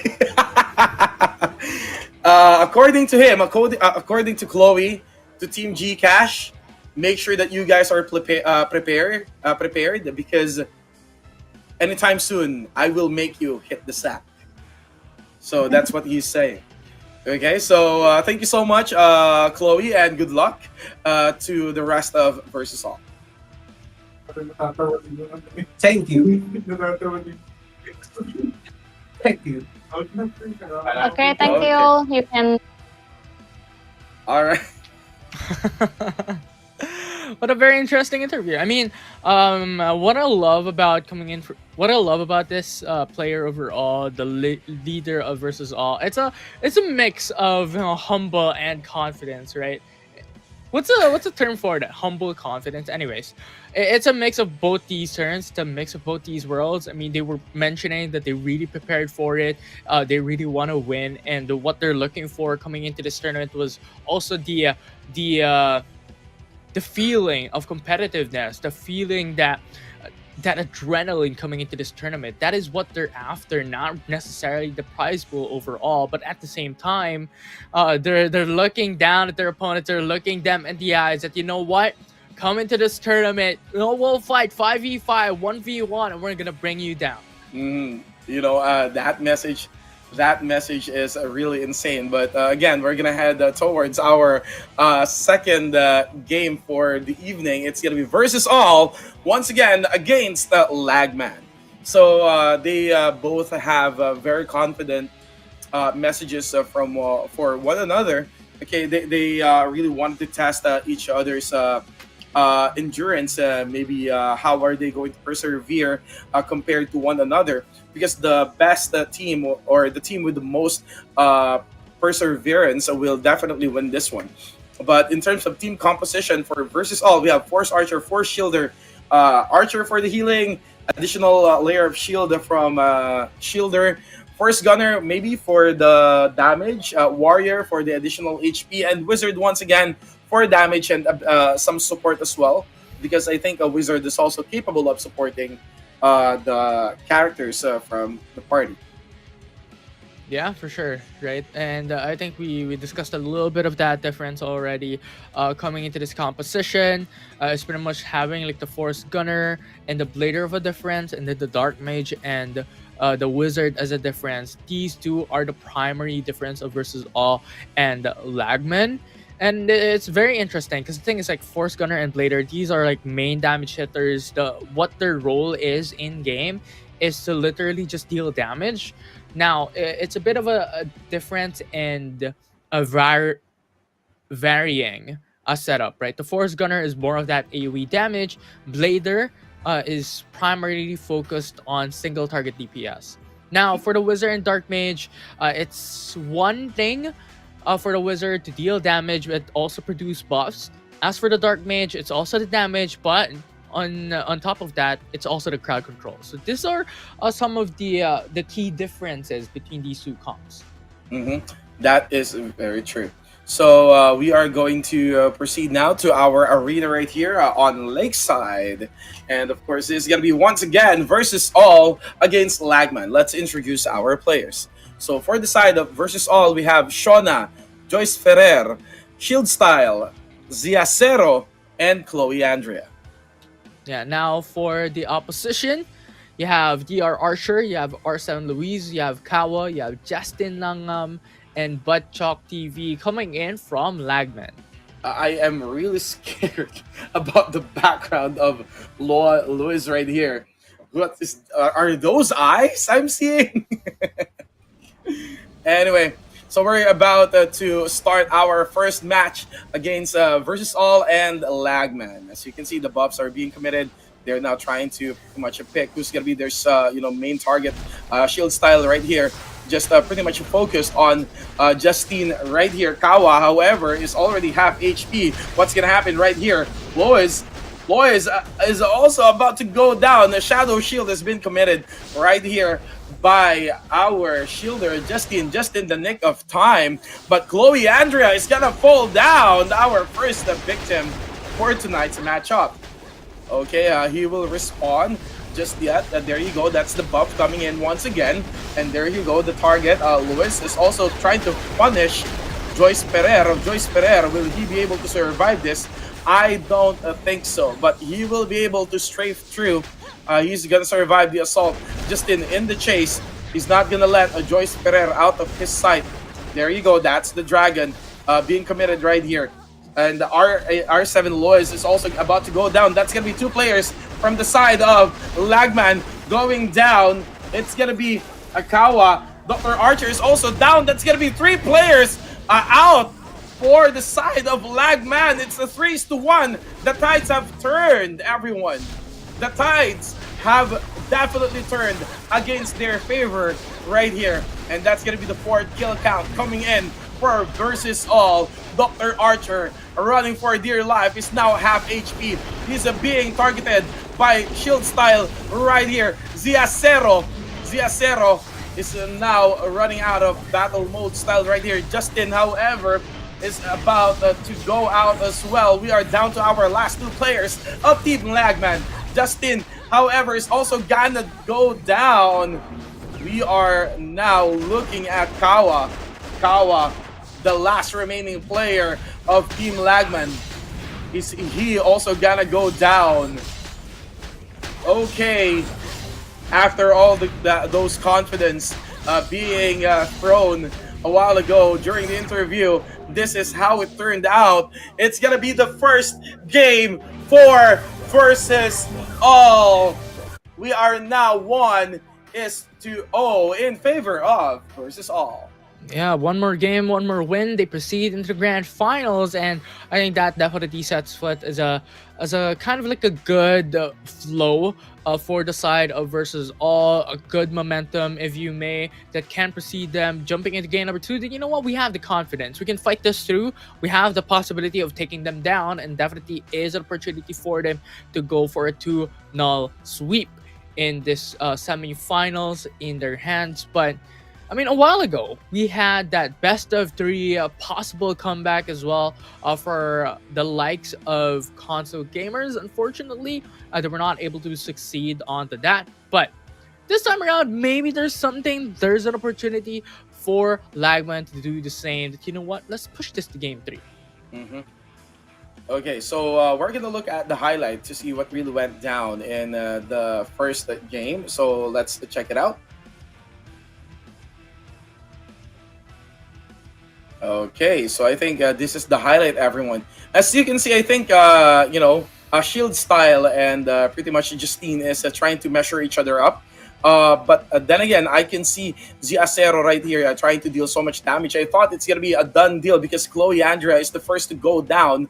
But then again, right after that kill, all the remaining members of Team versus All was able to survive the onslaught or the assault coming in from Lagman. Definitely right after that one, every single one of the players from Lagman fell down like flies, and it turned into a victory for the side of versus all. Mm-hmm. Yeah, it definitely was. I think versus all overall was just able to keep Shuna alive. You still have Shield Style, and yes, Chloe Andrea fell down quite swiftly even then, but it was a good opportunity that Versus All was able to really just put out those sustains from the Force Archer and even the Force Shielder as well. I think these are some of the important perspectives and important parts that you really have to take note of. Just because that prolonged matchup, you really have to utilize the Force Archer and the Force Shielder well. If you don't, you are going to lose up against someone or up against a Force Shielder and a Force Archer that knows what they're doing. And so far, both these teams knows what they're doing, but the strength of Versus All tops their opponents in game one. That's true. That's very true. So what I'm looking at right here is that Shauna was able to survive because I think Chloe was able to get everyone's attention and pretty much served as the primary target on the get-go.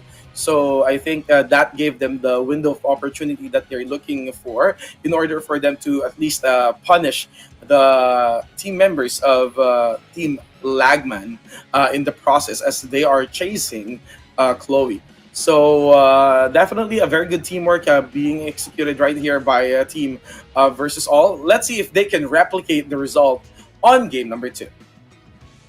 Yeah, we'll see if Versus All can take this down 2-0 to go into the grand finals, or Flagman can make it back. But so far, Versus All really looking quite confident there.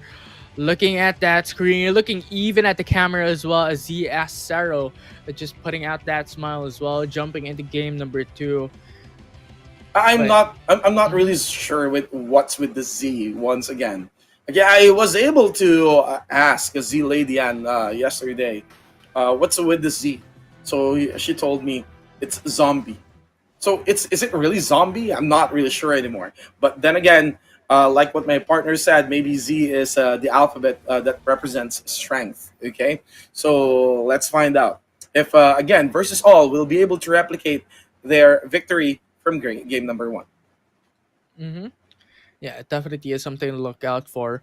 And a while ago, right, in the interview, Lagman was very confident. DR Archer was specifically very confident coming down into this lineup, coming down into each individual respective players here. So maybe game number 1 is just more of a warm-up here. Lagman, this is the time for them to be able to really set their stones or set their eyes on the prize coming into game number 2, because this is all hands on deck. Once they lose this, they're brought down into the losers bracket. That's true. Again, nothing is set in stone yet. So we are going to, wow, okay, there is an announcement. Okay, so again, you can also watch this in YouTube. So this is going to be the next match, the second match for tonight. It can be the last game for Versus All, and of course, it can be the last game for Lagman, or they can force a miracle and have a game number 3. But there you go. I think Justin right here just popped the, art of defense right here. And of course, we have here Chloe Andrea falling down again on the get-go. I'm not sure what's going to happen, but Joyce Ferrer is also being punished right here. And that's going to be Joyce Ferrer going down. That's going to be 2 kill count coming in from the side of Team Lagman. But they still have 5 surviving members from the side of Versus All. They can still win this if they can turn the tide around. So what's going to be their next move? Let's see what's going to happen. So who's going to be their main target? Who's going to be their priority? However, Chloe Andrea is being punished once again right here. His HP is being brought into half despite the moral shout and fury shout coming in from their warrior. So Chloe Andrea, will he be able to survive the assault? Let's see. Is this going to be the end of his road? But he's being sustained right here by Shauna. Shauna, however, is also trying to distance himself away from some of the players, because Joyce Pereira right here is just pretty much shooting at everyone. Butchok TV is also about to go down. Our Blader from the side of Lagman is about to go down, but there's the sustain. Lewis, however, the Dark Mage, has been taken out. It's going to be a 1-2 situation still in favor of Lagman. So Shauna right here, however, with at least almost no HP at all, still surviving with that massive heal being committed. That's going to be Butchok TV losing the battle mode, trying to run for dear life, but Joyce Pereira has his eyes set on Butchok TV right here, being punished. Dr. Archer is also being punished. Will he be able to survive this? I don't think so. That's going to be a 2-all in terms of our score. it's really hard to tell who's gonna win this one because the scores are all tied up. Butchok, however, is again being punished. Shield style activating battle mode 3 right here, everyone. There you go. As you can see, Joyce Ferrer just looking at the Butchok TV activating illusionist mode. But I don't think that's gonna be enough for you to dodge everything, and Dr. Archer will go down for the second time, and that's gonna be the 4th kill for tonight. So 2 kill advantage for the side of versus all. We still have 3 remaining players for the side of Lagman. Will they be able to make a comeback? We don't know. However, the Force shield style went down. So is Chloe Andrea. It's now gonna be 3 against 3. But Justine also went down. We are down to our last 2 players for the side of Lagman. Will Kawa and Luis be able to survive this? The assault against Shona, Ziacero, and Joyce Ferrer. Will they be able to punish this, remaining members of Lagman? Kawa running for dear life, but not going to be able to do so. That's going to be the 6th kill. Lois, however... Lois? Where's Lois? There's gonna be... Okay! Ooh. Oh, wow.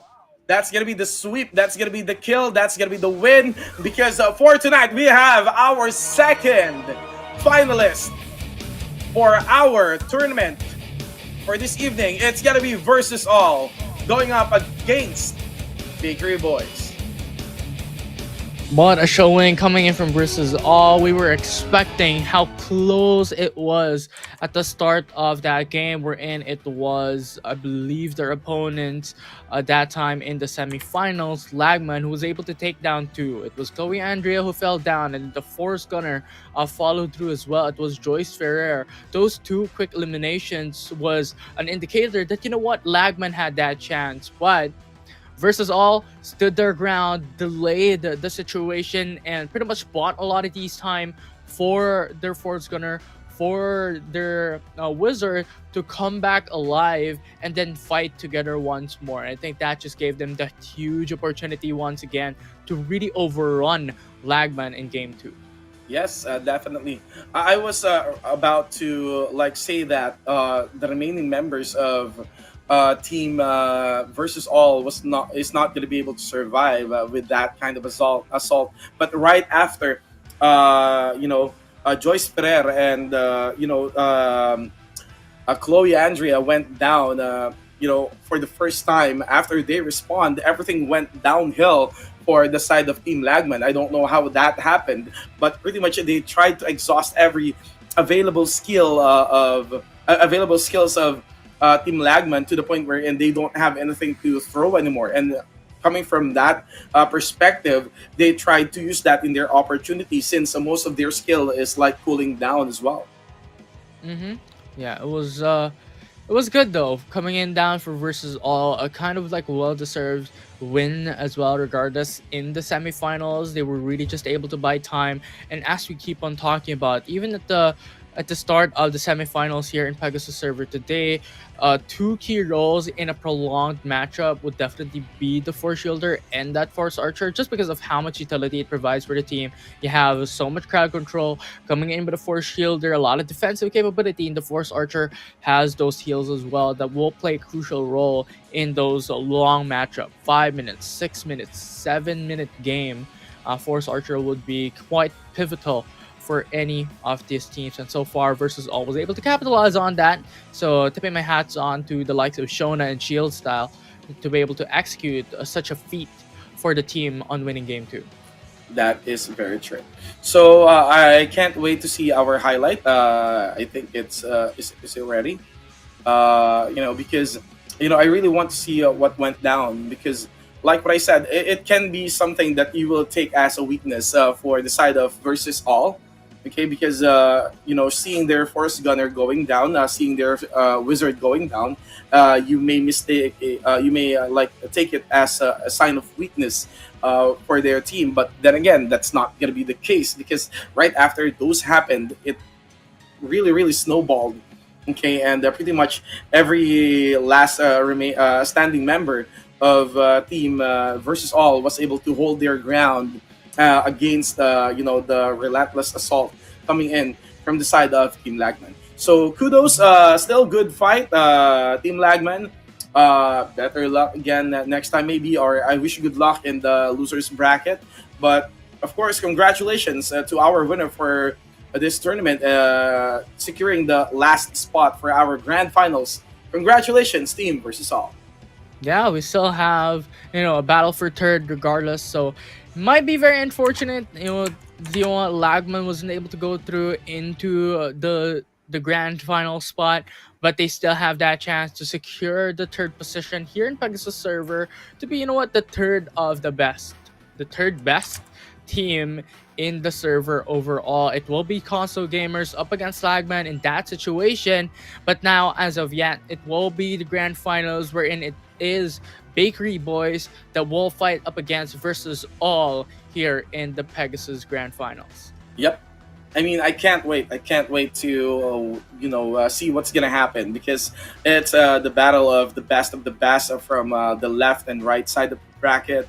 So seeing these two duke it out for the title of the Infinite War Celestial Sea Infinite Battle, the Infinite Battle champion for the Pegasus server, this is really something that you will always look forward on having, and it doesn't happen every once in a while. So it's like a very rare opportunity for you to jump on and pretty much claim a title like this for your team. So whenever we see you in the events, oh wow, that particular guy, that guy right there is one of the champions of the Infinite War of the Celestial Sea.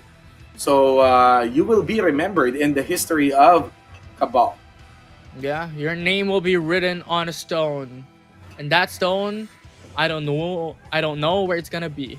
Just imagine it. Mhm. In your Oh, brains, in your dreams. That's you where know, it's gonna be. I can really think of something like their names are being etched on the throne. Maybe On the we can do throne. that. Yeah, Hmm. like since we have our road to the true king, maybe Ah. whenever we have winners like teams like this, since this is also considered as an esport scene already for the Cabalistas.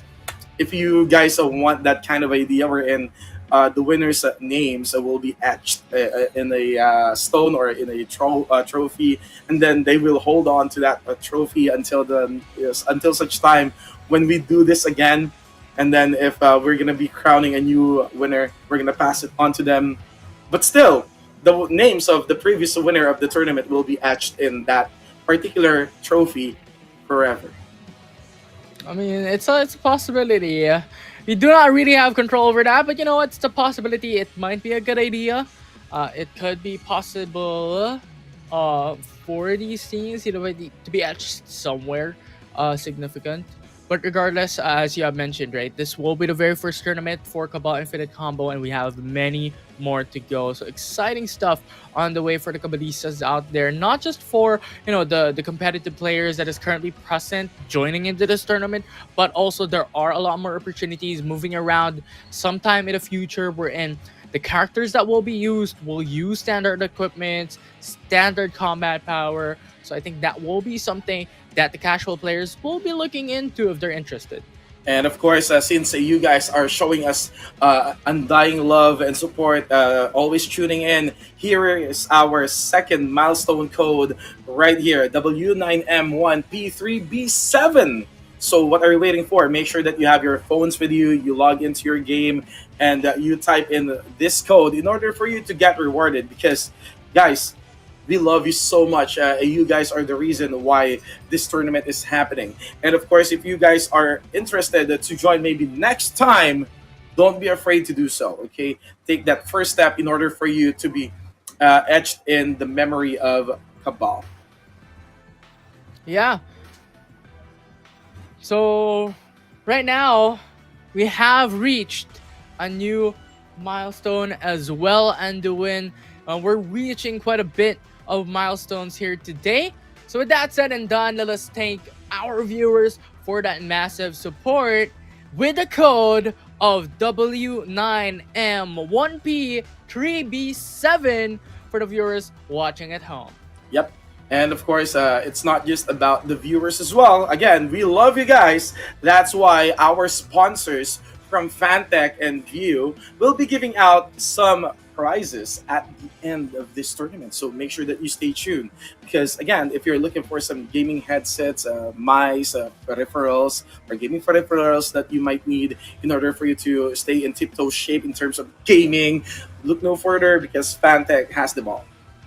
Yeah, you have headsets being given away at the end of the tournament. You have subscription as well being given away to the Cabalistas that is watching and that is supporting the tournament.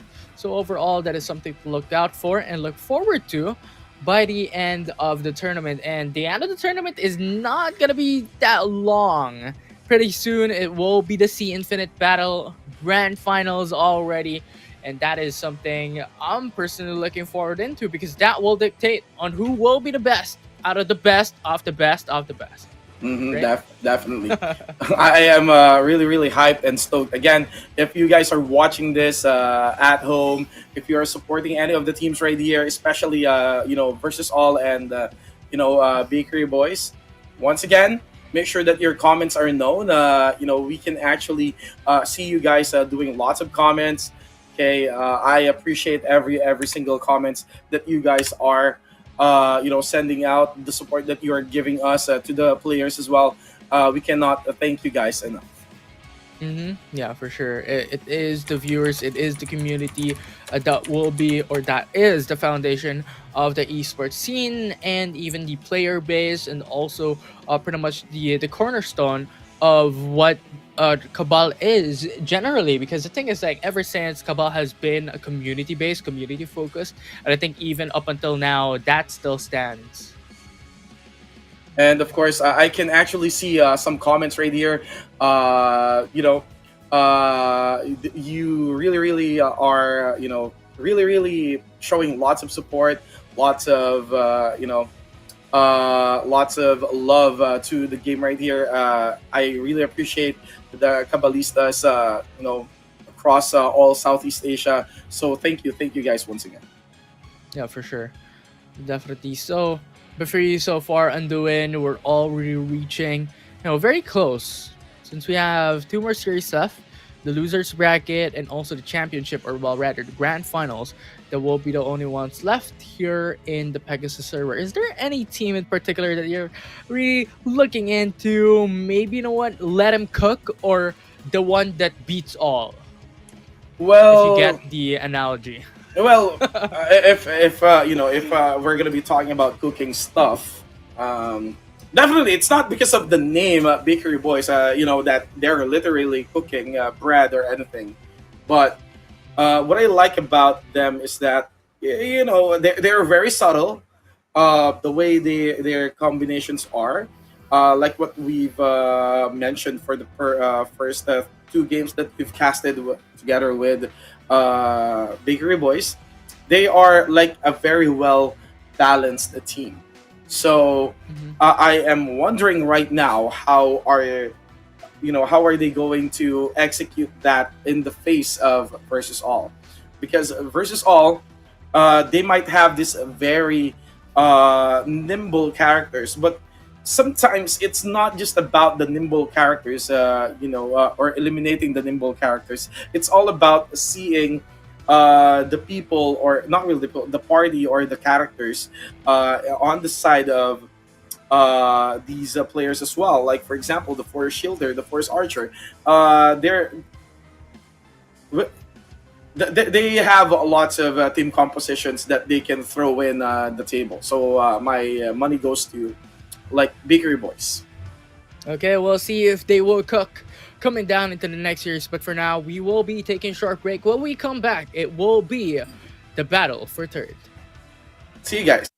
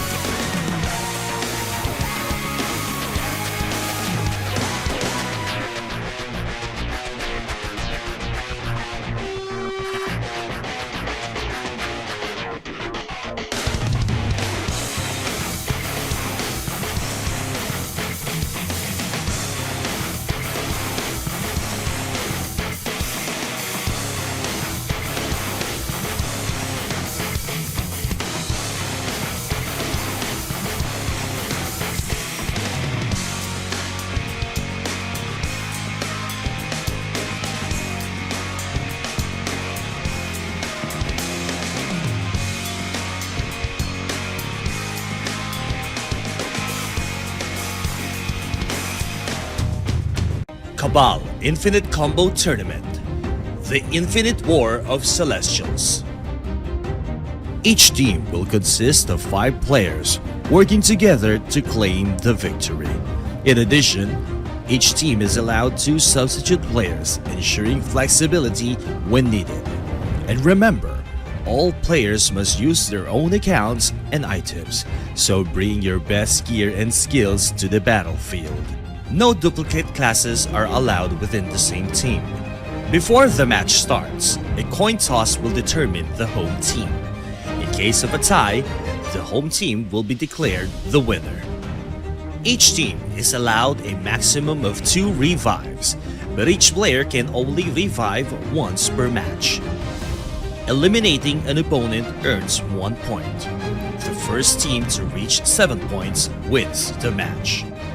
Each round has a 7-minute time limit. If the time runs out, the team with the higher kill count wins.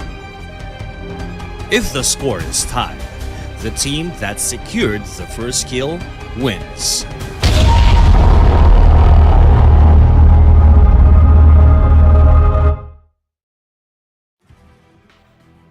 Hey, what is up, everyone? Once again, welcome back to the War Select Battle and side of competition. And of course, you are at least being joined here by Andrew and of course with my partner. Yeah, and now we are down into two more series left. It will be the battle for third, and it will be the grand finals, which is going to be pretty the deal break, not really a deal breaker, but really the one that dictates on who will be the champions, who will get the placements coming down into this tournament as well, specifically for the Pegasus server. And what we have on our hands currently would be Lagman versus console gamers battling for the third place. Yep. I mean, again, still kudos to these two participating teams right here.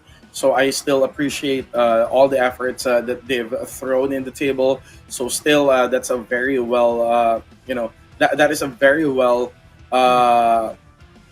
composed team. The strategy is there, but it's just not enough to actually match their opponents. Calling them versus all, and of course, Bakery Boys.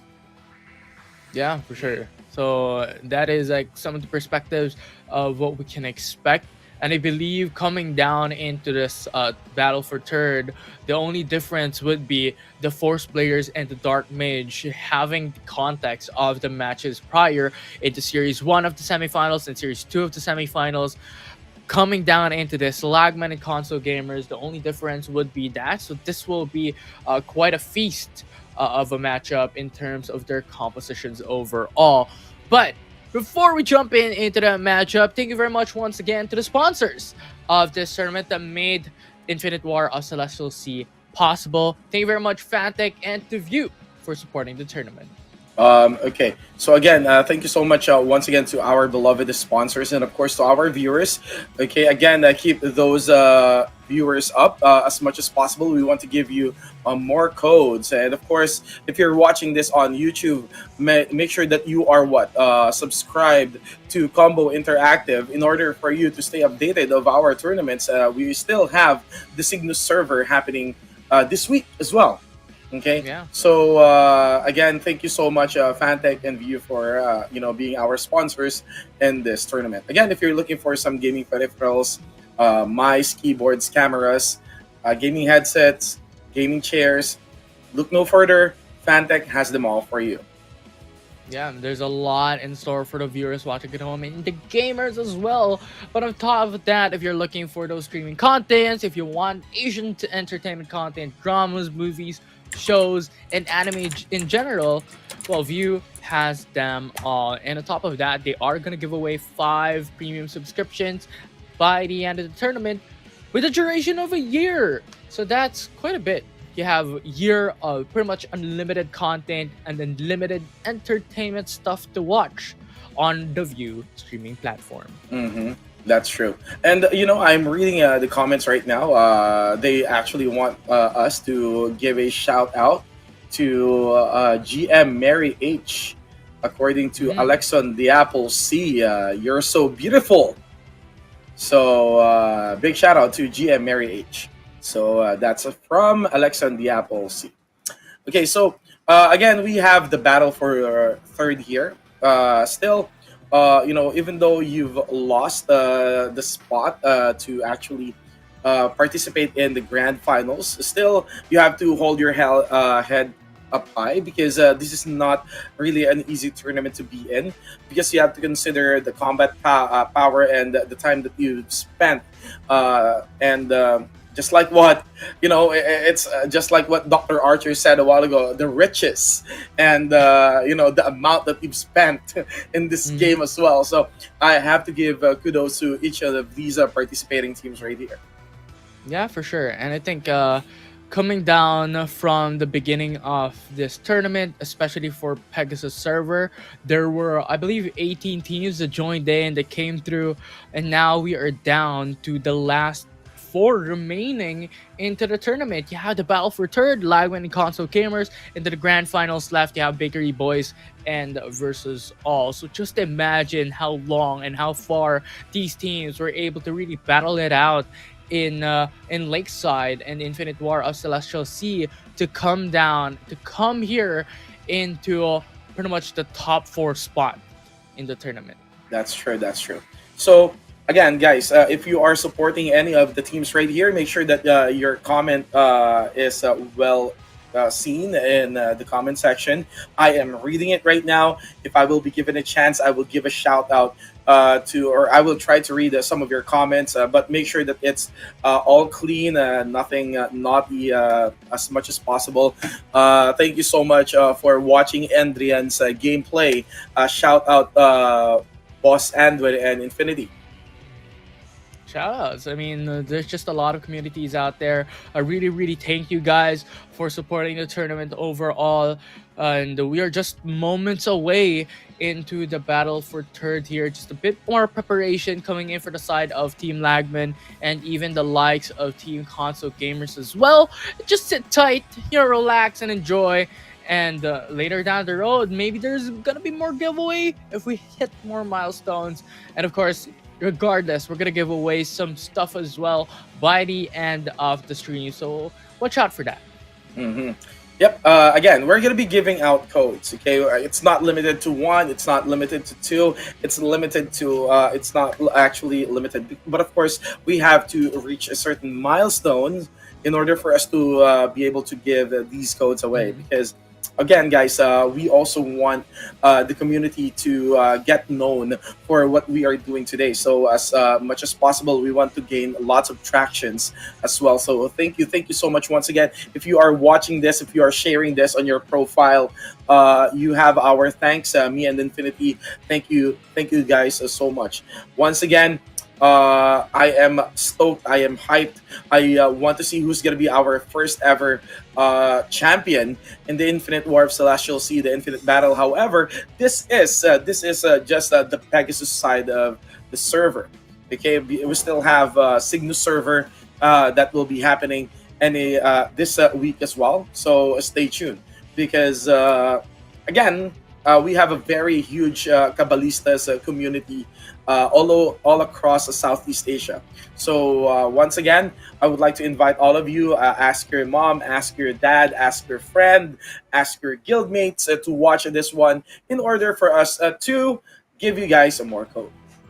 Oh yeah, for sure. Right, we are already reaching and even speeding through the milestones that we have so far. I believe at the first series that we had on our hands, it was an immediate first milestone that we were able to achieve, and then the second series came through. We were giving out codes back to back. So I think that's really like something these viewers that are looking for and that are watching out for, just to help out quite a bit into the respective rewards that are inputting on their codes in the game. So then we're still gonna give away some stuff up, so just tune in into the stream while we wait for the battle for third, then the grand finals. Mm-hmm. Since you asked me a while ago, Infinity, about where's my money at a while ago, so I'll be asking you the same question. Who's your bet in terms of the grand finals? Right. In terms of the grand finals, this will be a very interesting question. Although for me, I feel like I want to see Bakery Boys cook in the grand final. So you know what? I'm looking into Bakery Boys. Maybe they have something in them that can fire away the grand finals and take it all down. At least for the Pegasus server. Mm-hmm. So your money is with the Bakery Boys as well. Okay. Not really. Not really. It's my potatoes and carrots and broccolis. Wait, these are all vegetables. Maybe chicken, pork, and beef as well. Okay. Because they're gonna cook. They need ingredients for it. Yeah, exactly. I get the gist. Yep. Anyway, we're just trying to hype the things out. Let's try to read some of the comments right here. Jocelyn Iburan, shout out to Guildzilla. Razel Angeles, shout out boss. Shout out to you guys. Thank you for watching. We are now currently at 202 viewers. Make sure that you try to invite more viewers to come and join us here in this show, this tournament, in order for us to reach our next milestone, and that is 250 viewers for you to get the third code. Yeah, and we're slowly approaching that already. Just an update for you guys. We're just waiting for the battle for third to start and to begin. We're just waiting for these teams and these players to be ready. But so far, we are just, just trying to brainstorm what could potentially happen coming down into the following two games, as we have two more series to come before the conclusion of the Pegasus server. And just a sneak peek, while we're at it already, I know we are currently at the Pegasus server, but for the Cygnus server, we are also sitting at the semifinals, which will happen in the days to come. So if you guys are part of Cygnus server, then tune in for the following days of the tournament, because soon enough we're gonna look into the Cygnus server on who will be the champions out there. That's right. That's right. So again, the nothing is set in stone yet. Everyone, anything can still happen. We still have the battle for third, and of course we have the grand finals happening as well. So if you guys are supporting Team versus All, I want you guys to comment Team versus All or hashtag Team versus All in the comment section. Can you do that? If you guys are watching right now, okay. So if your support is with Team versus All, can you comment hashtag Team versus All? Let's see how many supporters Team versus All have. Okay, let's look at the comment section. I'm gonna be reading the names. Don't worry. Yeah, I'm gonna be reading the names. It's also one way to actually for us to stay connected with the community, right? Okay, so we can do that. There you go. I am Remio. Says versus All. I'll bet all my money to Team versus All. Abiso, she said that I already posted this on my Facebook. Shout out, please. Thank you so much for doing this. Thank you so much for sharing. Max DTV, Go Team versus All. And we have lots of supporters coming in from Team versus All. We have Karen Panganiban, Team versus All for the win. Wow. Mm-hmm. Oh, okay. So I think we're gonna start our game number 3 right here, the battle for third. So as you can see, we have console gamers against Team Lagman. For Lagman, we have the Warrior, Blader, Force Archer, Force Shielder, and the Dark Mage. Again, Force Shielder once again for the additional layer of defense coming in from the Shadow Shield, and of course a Warrior as well for the Moral Shout and the Fury Shout. That will pretty much increase the defense and attack, or not really defense, but the attack of the party, and pretty much increase the HP as well. And the Blader with the fear, Field of Fear, that will pretty much lessen the defense of the enemies of party. So again, it's a very good, it's a very good team composition. It just all boils down to how are they going to execute everything in the process. Mm-hmm. Yeah. So the thing is, like, coming down into the battle for third, as we have mentioned prior, right? The only difference for this matchup would be the Dark Mage for Lagman, and then you have the Force Blader for console gamers. And I think over the past few days, we were discussing about, the similarities, the comparison between these two classes, because the thing is, like, these two are quite similar. The only difference is the Force Blader is more on like a physical damage type of crowd control class. Then for the likes of Dark Mage, it's more of a magic type, but also a crowd control type of class as well. So nevertheless, I think these two are going to be quite similar in terms of that composition. So at this battle for third, it will still be down to who will be able to execute their strategies well, their winning conditions, the targets onto the Force Archers, or even then the Bladers are an option as well alongside the squishy targets. These are some of the key ways for them to be able to take a win here in this series. Mm-hmm. So I am still looking forward to what they have to offer in the table. So pretty much, if you are really watching this, if you will notice, I can definitely see the Blader right here again, utilizing the battle mode 2 for the grappler mode in order for them to pretty much what do you call this? In order for them to pretty much close the distance between them and the player that they're trying to target. So yeah, I can see. I can. Uh, I, I can actually see lots of lots of comments coming down in the comment section with the hashtag team versus all. Thank you so much for the support that you show to this team. If you guys are supporting Team Lagman, use hashtag Team Lagman as well. So again, we're about to start the tournament. This is a best of 5 series for the battle for third. Okay, the first team to win 3 games will be our third placer for tonight's match. Yeah, for sure. And now Oh. I think this is the best of 5 as well. Wait, what? Ooh. What happened?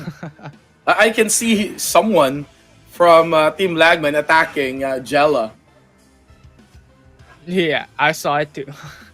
I was like, what's going on here? But I think it's a moment of banter for both sides here. They're just wanting to go in and out of those fights, although the fight has not occurred yet. That's true. Okay, we're still waiting for the countdown for the signal to at least start this chaotic matchup between Team Console Gamers against Lagman, and I think we are about to start. Yeah, we're pretty much gonna start soon enough on this matchup. We're currently just waiting for these players to get ready and to set things up. Here we go. Here you go. That's the buff coming in.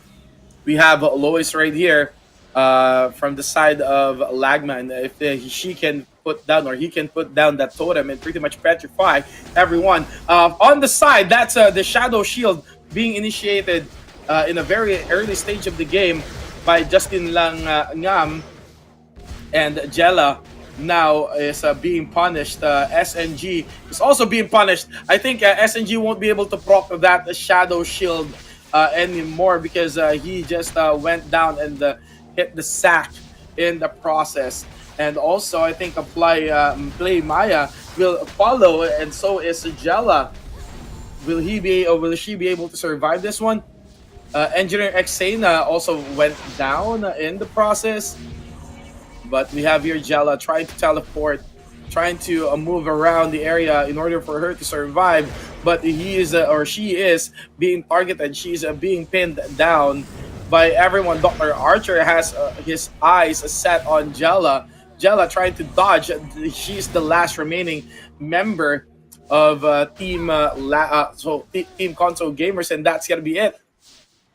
Yeah, Team Lagman won that thoroughly and quite fast as well at the initial stage of the matchup. They were able to just come through and get a couple of kills, get the numbers advantage. I think overall this will be very important time and time again, just because having a numbers advantage means it will be a 4v5. You member lacking is such a huge deal, because just imagine, like, in average, like, a person gets to deal like a couple of thousand damage. If you lose that, you're gonna lose a huge chunk of damage as well. So really a good play coming in from Team Lagman, overrunning their opponents in game 1. That's very true. So the highlight is ready, so let's check it out.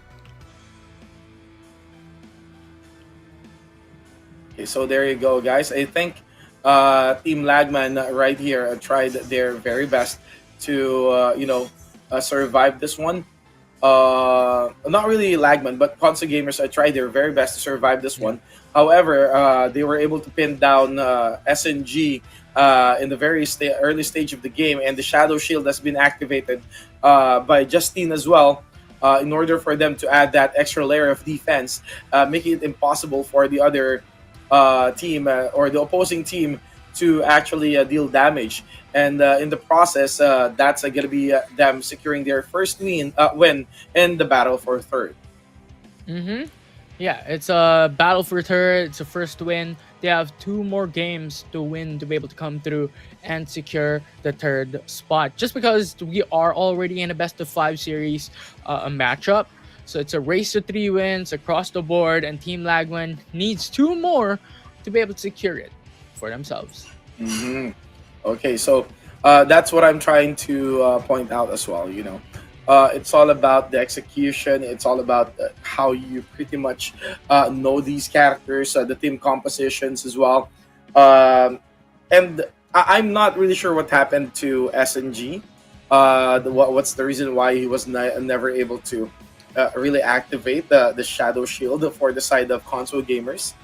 I can see the blader of Lagman saying hello to Jella, trying to introduce himself by attacking her in the early stage of the game without even the signal. But of course, the heal is right there, pretty much uh, uh, putting the HP of Jella back to 100%. So still, that was a very good game coming in for the side of Team Lagman. The question is, can they do it consecutively for the remaining games for the Battle of Third? Yeah, it's still like up and running, right? And I think the reason is like for the likes of SNG just going in for a bit of a delayed Shadow Shield. It's a strategy, but it's a high risk, high reward type of strategy. If you're going to hold on to your Shadow Shield, you have to make sure that your Force Archer is ready to go when it comes to heals, that your composition is quite sustainable, and that you can tank the gist of the damage coming in from your opponents, especially considering that Team Lagman has the likes of the Blader that deal a significant amount of single target DPS. So you need to survive that moment when you get rooted down, when you get crowd controlled. You need to survive that for the Shadow Shield to be able to pop up and just buy a lot of time. Just because having a delayed Shadow Shield also gives you that kind of advantage up against your opponent, that we have a longer Shadow Shield in some sense than you guys, so we can survive a bit longer than you. Hmm. So again, survivability is one of the things that you should be considering when you enter this tournament, because without you being able to provide any kind of support or maybe assistance to the rest of the party members, it's going to be really hard for you to win this tournament. And that's what really transpired a while ago. Team Lagman showing lots of supports coming in from the Shielder, and of course the healing capability coming from their Force Archer, Dr. Archer. So it is an amazing feat to see. However, I was really, really surprised because, why is it they were not able to apply this in their match against Versus All? But we are now moving straight to game number 2. So as you can see right here, Winterfield, Tuloy ang Saya, Ice, wait, what happened to the names? I think this is Jella. Console Gamers. Okay. So Jella, Kitagawa, Play Maya, and Engineer X Sign, and SNG is also ready. And pretty much, I want to see how are they going to adjust their strategy in order for them to at least score a victory against, Team Lagman. So that's going to be the countdown. We're just waiting for the signal for the team to start. Okay. So they're trying to pretty much just roam around. I'm gonna feel the enemy's aura. I'm gonna be distant. Setting some distance between me and my enemy. So we don't know how is this gonna go down. Yeah, and there we go. Game number 2 on the horizon already. BM2 being casted by SNG. And of course, being casted by SNG, that is the battle mode 2. That's the AOE damage. But Justine as well also casted the battle mode 2, and that's gonna be Butchok. Pretty much Shadow Shield has been committed. Jella, however, went down immediately after everything has been casted. So Jella being chased down as well. SNG is about to go down. Jella being punished up to some point right here. Will she be able to survive this assault? We don't know yet. Engineer X Sign is also down. Play Maya being punished as well. SNG is now down and out. Butchok TV is relentless. Okay, and of course Kawa as well is trying his very best to stay on his target. And that's gonna be it. Okay, that's game number 2. That was quick. Yeah, I think it was Lagman who was able to execute that fantastically. It was picture perfect. And I'm gonna give like a huge focus on the four shielders specifically, coming down to the side of Team Lagman. Because the thing is, like, it was Justin who just went in BM2 straight out of the gate, came in the middle of their opponents, and used the AoE suppression skill up against them to four people. That just enabled Team Lagman to eviscerate everyone right after. Yep, that's true. I mean, I can see them being eviscerated. They are being dismembered. Party members starts falling down like flies for the side of Team Console Gamers. I can see that the gap in terms of combat power is really, really that obvious. Okay, between the battle of Console Gamers versus Lagman, and I can see some of the comments right here in the comment section that they are calling Lagman as the richest team in Pegasus server. I mean, to be fair, if we're looking at like the combat power overall, the summary of the combat power coming in from Team Lagman, they are pretty much out there and one of the top, if not the top, here in this tournament for Pegasus. Mhm. Right. And of course, we are now down to match a point for Team Lagman. But Console Gamers still has an opportunity to turn the tide in their favor and pretty much still score and bring home the third place as well. But as you can see in the highlights right here, everyone, there you go, Play Maya as being targeted pretty much by Butchok TV right here. And as you can see, we have Jella always falling down in the process, no matter how hard she teleports from one place to another. And as you can see, the Force Shielder SNG is being punished as well. Justine, however, is being sustained right here by their Archer, Dr. Archer. And as you can see, that's going to be the final slash trying to survive pretty much Play Maya, just dodging, but eventually got eliminated in the process. Yeah, and I think really the peak or the climax of that matchup in game number 2 was the Force Shielder just going in with a Force Kick, and then that BM2 skill right in the middle of four people, wherein everyone just pretty much got suppressed and they cannot do anything right after. So Lagman did that really well, and Justin was able to execute his role quite in a successful manner. That's true. Because, everyone, it's one thing for you to know the character, but it's also another thing for you to execute the role that you picked in this tournament right here.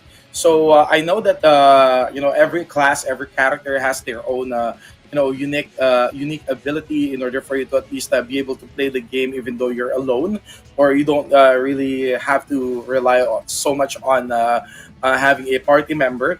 But of course, in tournaments like this, in a competition like this, esports scenes like this, for the Cabalistas, this is something that you should consider. Okay, the combination of your skills and what's gonna be your first priority, the cooldowns and everything, the technicalities of your skills or character's skills. Those are the things that you need to take note of. Yeah, for sure. And it was Team Lagman who was able to do that, and think on their feet, coming down into game number 2 and game number 1, and now they are match point, one game away for them to secure the third place in this tournament. And then right after, it's going to be the grand finals. So I'm really excited about that, and I'm looking forward to it.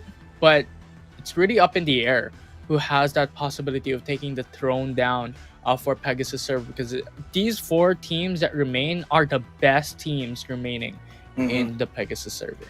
Yep. So I can see that our viewers right now is at least at 229. Guys, make sure that we reach at least 300 or 250 in order for us to at least pop up the next code. So that's what I want you guys to take note of. And again, this event won't be possible without our beloved sponsors, Fantech and VIU. Yeah, if you are looking for the best gaming peripherals, the keyboards, mice, chairs, Fantech has them all. And of course, if you guys are looking for a streaming platform that contains everything or any content from Korean dramas down to Japanese movies, Japanese series, animes, Chinese series, anything that's within Southeast Asia, VIU is the streaming platform for you. Yeah, And yep, there you go. We are down to match point for Team Lagman. And of course, console gamers, can they make a miracle happen in this matchup right here? So we're going to find out. Lois trying to at least approach the enemy, trying to hide his presence in the field. Jella, however, there you go. That's the battle mode too. Play Maya, however, is taking so much damage. Kitagawa just went down. Jella as well will follow. Engineer X sign, is he next? We don't know yet. Play Maya, however, is being punished relentlessly by the team of Lagman. And we have here Kitagawa once again having some problem trying to escape his pursuer, but Engineer X sign has been taken out of the equation. So is Jella. That is a 5 kill for the side of Lagman. Will they be able to make a turnaround? I don't think so. It's gonna be Team Lagman securing the third placer in this tournament of the Infinite War of the Celestial Sea. yeah, Lagman. They're just having to battle up against two remaining members of console gamers. One more win, and they will secure the third spot. And even then, console gamers already having a hard time to be able to come back from this. It's SNG, the only one left standing, and Lagman already at a 6 kill count. So if SNG goes down, it is over, and Lagman comes through and wins the third place matchup here in the Pegasus server. And speaking of which, I think SNG right here is just running for dear life. He's being toyed around, and I think he was caught by the field of enervation right here, and that's gonna be a level down for our four shielder friend light right here. Okay, skills are being cast. We still have the battle mode 2 active for the side of SNG. He's still running. Aura mode is also being activated, and that expires pretty much everything. He's now not that tanky anymore. So what's gonna happen to SNG? He's just gonna keep on dashing and fading in and out of the map, just circling around, and that's gonna be the final hit. Who's gonna deliver the final blow to our SNG? That's the skill. That's the attempt. Still not successful in doing so. We have here Dr. Archer trying his best to catch up. We are down to the last, quarter of that Force Shielder's life, and that's gonna be it. And we have our third placer. It's Team Lagman. Congrats to them. I love the logo. I just noticed it now. FPS 35, ping 9999. But even then, they still won it through and through. But once again, congratulations Team Lagman on securing the third spot, the third place of the Pegasus server Infinite War of Celestial Sea. Speaking of, let's look at the highlights of what happened there in Game 3. Okay. There you go. As you can see, I think Lagman didn't really waste any more time to at least take down console gamers. They didn't waste any opportunity to take them down. As you can see, SNG is trying his very best to target Lewis right here, but with that shadow shield in place, he can't really deal so much damage in that Dark Mage. And of course, on the latter part of the game, they were able to eliminate the rest of the remaining members of console gamers, earning them the third place in this competition. Yeah, congratulations once again to Team Lagman. And with that done, with the third place battle already concluding, we're down onto the grand finals that is left for the last series for the day. It will dictate on who will be the champions here in the Pegasus server. again, it's gonna be Bakery Boys going up against versus all. So if you are supporting, I mean, I already saw lots of our viewers supporting Team versus all right here. But what about Team Bakery Boys? Do we have our supporters for the Bakery Boys right here? Just comment hashtag Bakery Boys if you guys are supporting our, our Bakery Boys right here. Mm-hmm. Oh, Yeah, but we hit another milestone here, Undoing. We have P6A 8X1M4 for the 300 milestone viewers that we were able to achieve here in the grand finals, or at least the last day for the Pegasus server Infinite War of Celestial Sea. there you go. I know you guys are waiting for the code, so here you guys are. We just want to say thank you so much for the undying love and support that you're showing, not just to the game but also to the community of Cabal. Yeah, so much love and support coming through for the viewers watching at home, to the community out there. I mean, we were just starting back in a couple of months, and now we are here already with the first esports tournament, and we have many more lined up. If you guys were able to watch, the roadmap coming in for Cabal's esports, ooh, it was spicy to say the very least. I believe there was another tournament that will come up soon, and maybe like a world championship. Who knows? Hmm. Maybe we can do an on-site casting next time. We'll see. We'll We'll see. see, I mean, we'll that see. definitely is a welcome opportunity for all, but more so, the viewers that's currently watching on stream may watch on site as well to see firsthand what's going on in the tournament itself. So that really is just a very interesting and exciting moment for the whole community. Okay, and again, with that being said, we are now gonna take a short break, and when we return, you will witness the crowning of our first winner of the Infinite War of the Celestial Sea, the Infinite Battle. So, what are you waiting for, guys? Show these guys your love and support. And once again, we will just take a very short break, and we will see you guys in a few.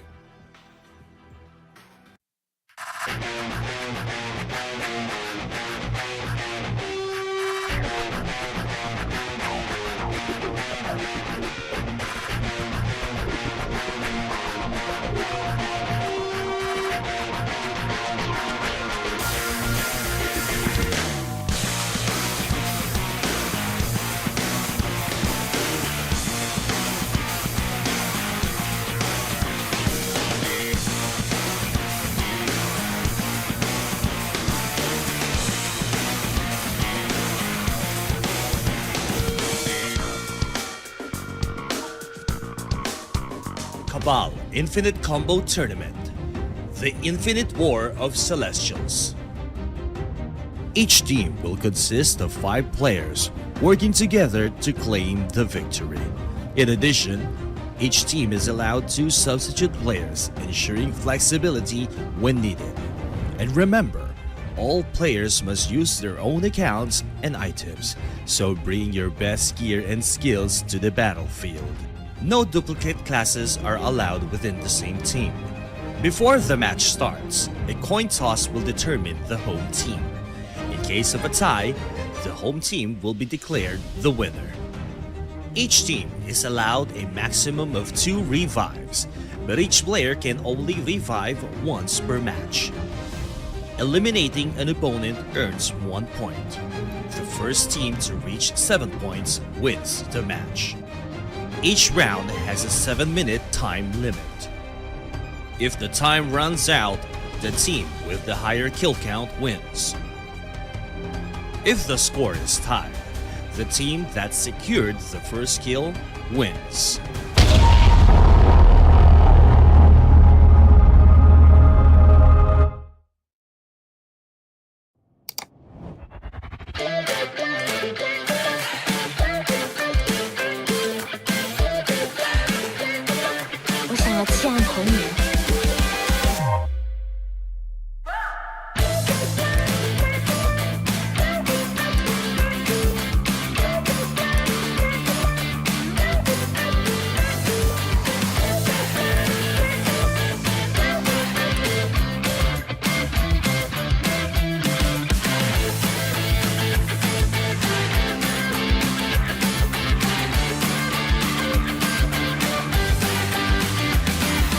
I love you.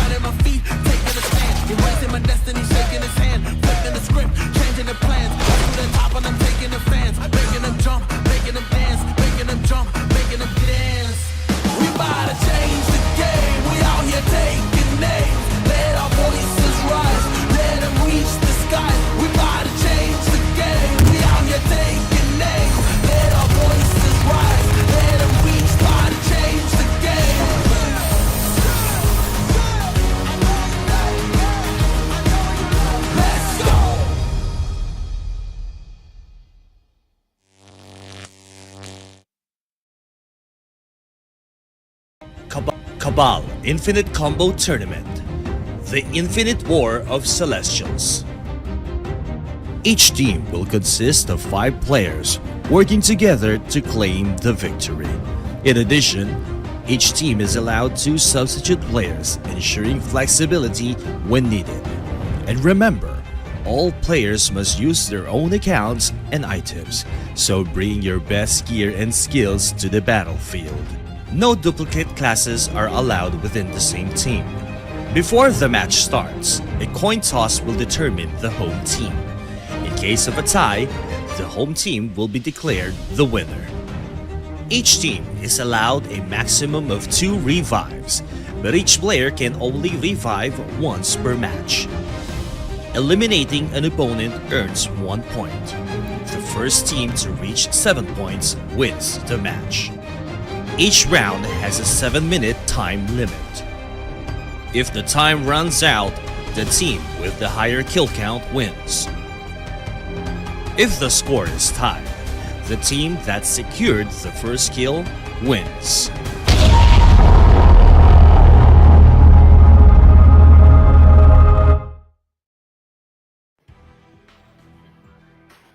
Hey you guys, what's up? Good evening once again. Welcome back to the Infinite War of the Celestial Sea, the Infinite Battle. We are now going to our last match. And of course, when I say last match, we are going to crown our first king of the Infinite War of the Celestial Seas, the Infinite Battle, here in the Pegasus side of our servers. Yeah, it will be the champions that will be throned coming down into the final matchup for today, the final series that will dictate on who will hoist the championship title once again, or well, for the very first time in the Pegasus server for the Infinite War of Celestial Sea. And the 2 teams that remain to be the best of the best here in Pegasus server will be Bakery Boys and Versus All, battling for the first spot in the server. Exactly. So I am really hyped. I am really excited because, again, this will be the last match for this server. And the winner will not just get a very hefty prize, okay? In-game rewards, in-game prizes. I don't know if there's going to be something in the pot, of course. But again, for me, it's about the glory that you will bring, okay, within the game. the glory that you and your team will receive right after this tournament right here.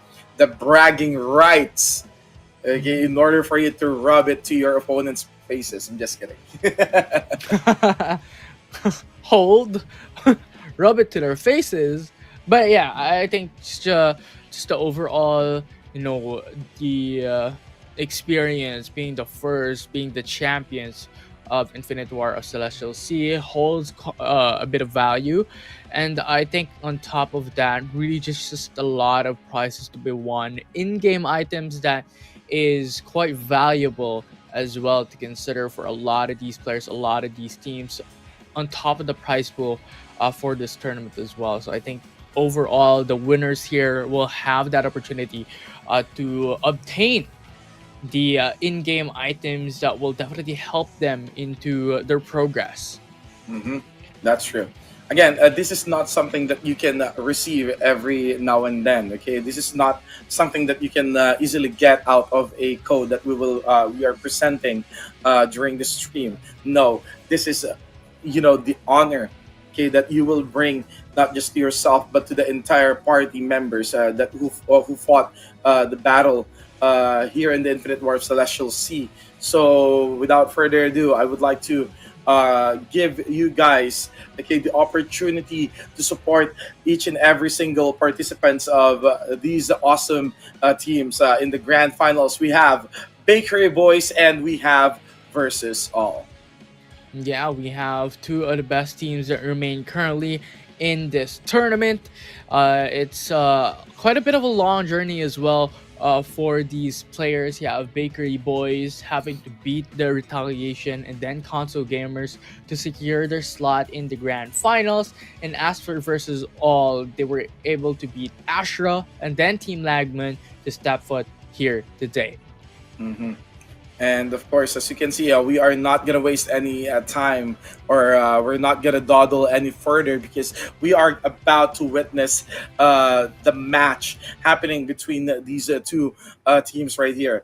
Amazing teams, amazing team composition. As you can see, again, a well-rounded team for the Bakery Boys, the Force Archer for the healing, Damage for the Blader, Force Blader for the hold, for the crowd control, the Field of Enervation, Field of Execration is present.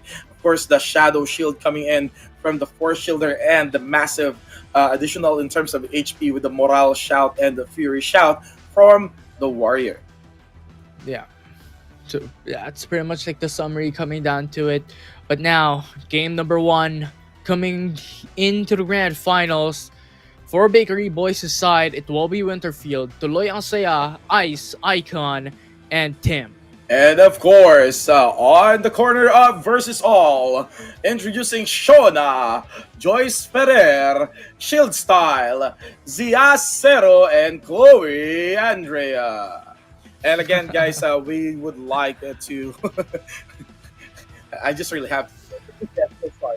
But mind you guys that this is the best out of 5 split. So please say the person who will win 3 points, okay, or who will win 3 games, be it consecutively or non-consecutively, they will be the winner or the grand champion of the Infinite War of Celestial Sea, the Infinite Battle in the Pegasus server.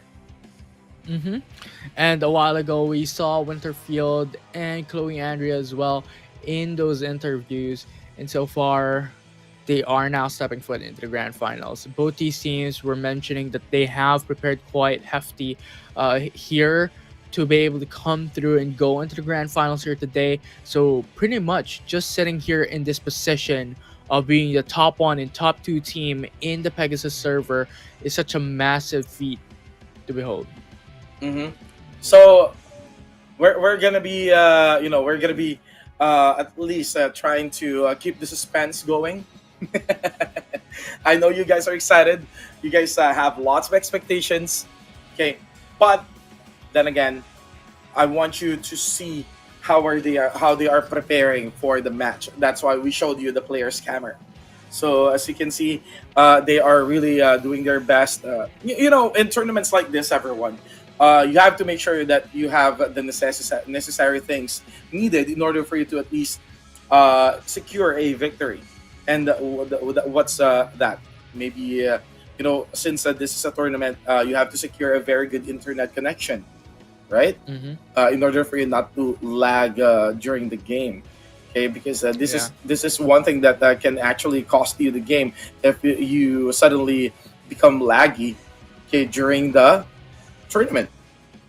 Mm-hmm. For sure, it will be very important to have like a kind of a stable internet overall, just to have a smooth sailing kind of play style for both of your teams, or well, for all of your players. I think that will play quite a big of a role for every single one. But we're back, game number one. Okay, game number one indeed. Again, this is versus all versus Bakery Boys. So this is game number one. So we're gonna witness who's gonna be the first one to win the series right here. Who will take the tide? Who will be the one dictating the pace of this game right here? And that's the start of the game. Chloe Andrea suddenly blinking inside of the field in terms of Bakery Boys. Bakery Boys team is receiving so much punishment. Same goes with Ice. She is now half an HP, and there's the Shadow Shield being committed, but there is no damage coming in from the side of versus all. However, the Bakery Boys are receiving so much punishment. Tim is down, Icon is down. That's gonna be the 2 kill count coming in for the side of versus all. Tim, however, is now gonna respond. We're gonna wait. Winterfield is not gonna respond as well. Okay, 3-3. What's gonna happen? Tuloy ang saya is also being punished. Oh my god, this is gonna be a swift game. This is gonna be a swift victory coming in from the side of versus all. Yeah, and overall, Koei Andrea as well. If you consider the start of that matchup, he was like, I'm gonna go into enemy territory. I'm gonna go to the enemy front lines. I'm just gonna deal damage. And those shadow shields coming in from Bakery Boys were just being shut down across the board. And I think that just speaks volume to how much power the wizard is coming in from versus all. Yeah, I definitely saw Chloe Andrea charging into the front lines, going to the back a back portion of the enemy side of the arena, and then after that being relentless in terms of assaulting them from behind. Let's see the highlights in order for us to see what really happened. Mm-hmm.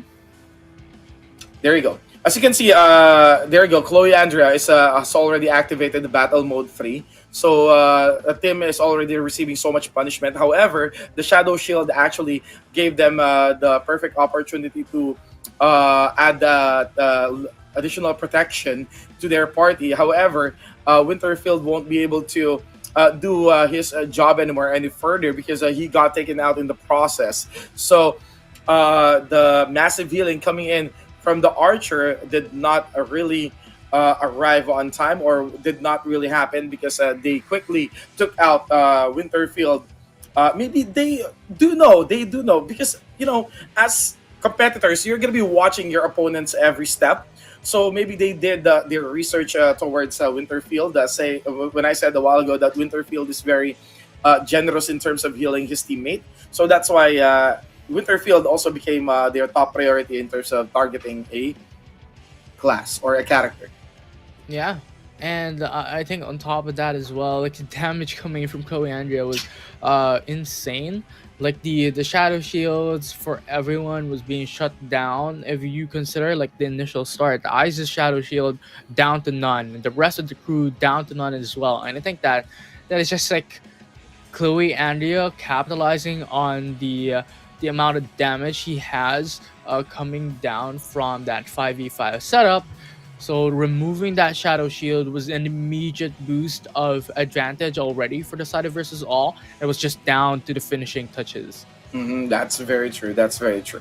So we are now one game over. Okay, we already have one series done, and that's gonna be team versus all dictating the pace of this tournament. So they are now one step closer to hoisting that championship, Infinity. So I am very, very hyped if they can replicate this, if they can like go for a swift win in this tournament right here. Yeah, and I think that is a possibility, right? With how strong versus all is, shockingly enough, like at the start of those matchups, they were just eviscerating the front lines quite easily as well. So I think that is something of an opportunity, and that could possibly happen for sure here in the grand finals. That they could just sweep away a clean 3-0.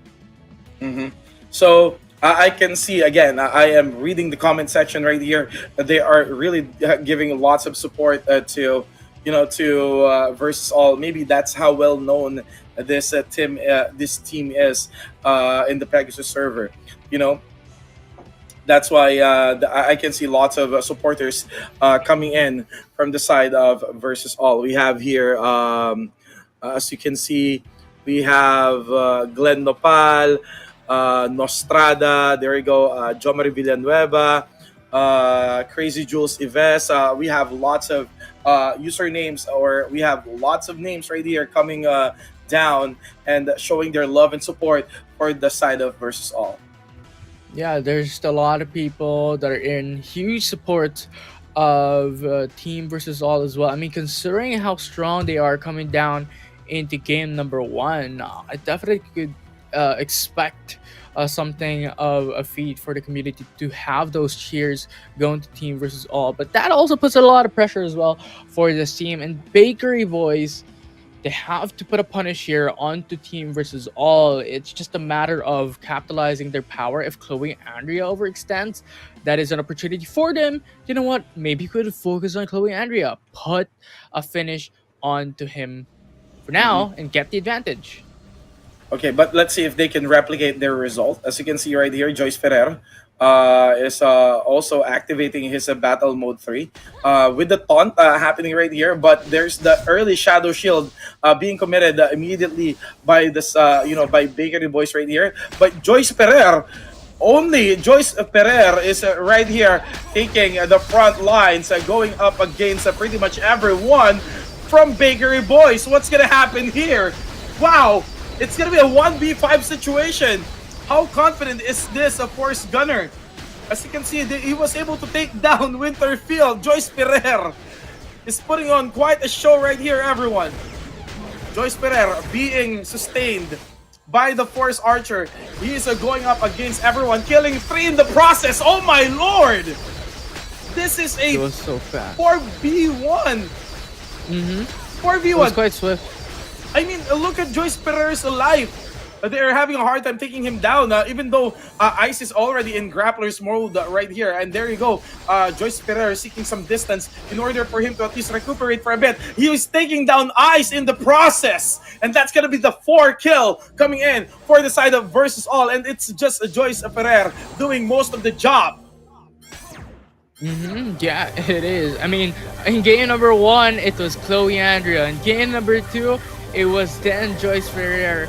Every single one of these players are doing so much individually speaking that it is such a phenomenal thing to just think about coming from versus all. Winner? Okay. Alright. Okay, so we have our winner! Guys, we have our winner, our champion. The gap is just too, far apart from one another. So that's why versus all is now.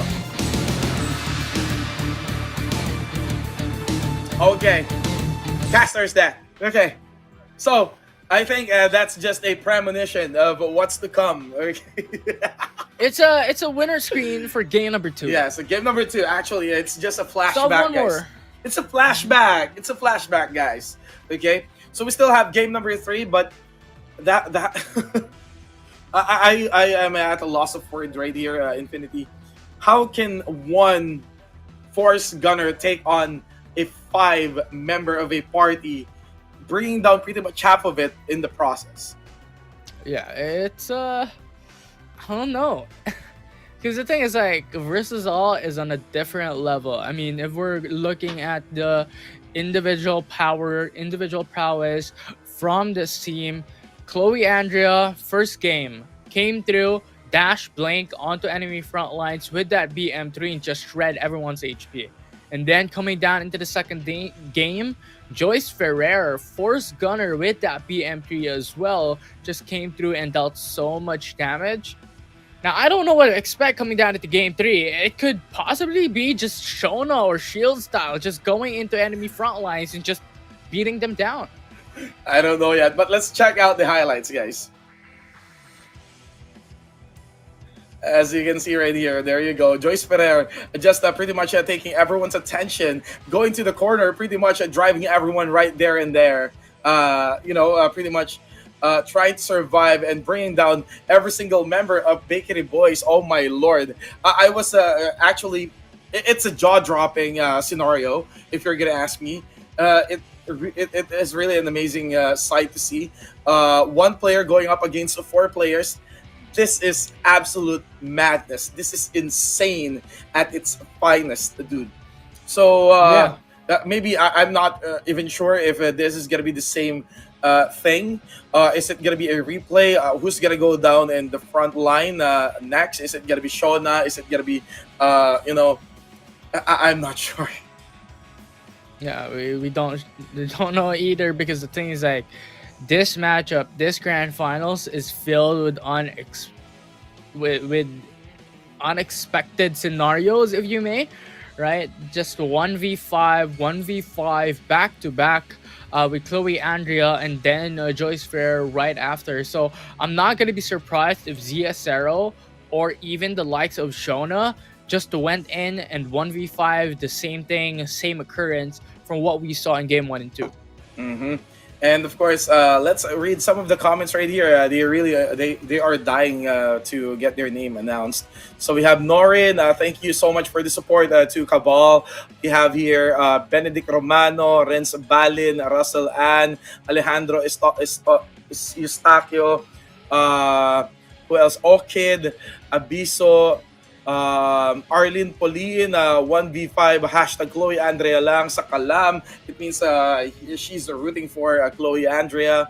So lots of supporters coming in for the side of versus all. Yeah, a lot of supporters, a lot of cheers coming in from both sides as well. We still have one more game on our hands coming to the grand finals. One game that can dictate that, you know what, it will be the likes of versus all that can get the throne, but there's still an opportunity, a slight opportunity, a skill opportunity for Bakery Boys to be able to come back and do a reverse sweep if ever they find a way to win a 1v5 situation back to back in 3 consecutive games. Because the thing is, like, it's one more game, one more win for versus all, and they take the throne for themselves. That's true. I am excited.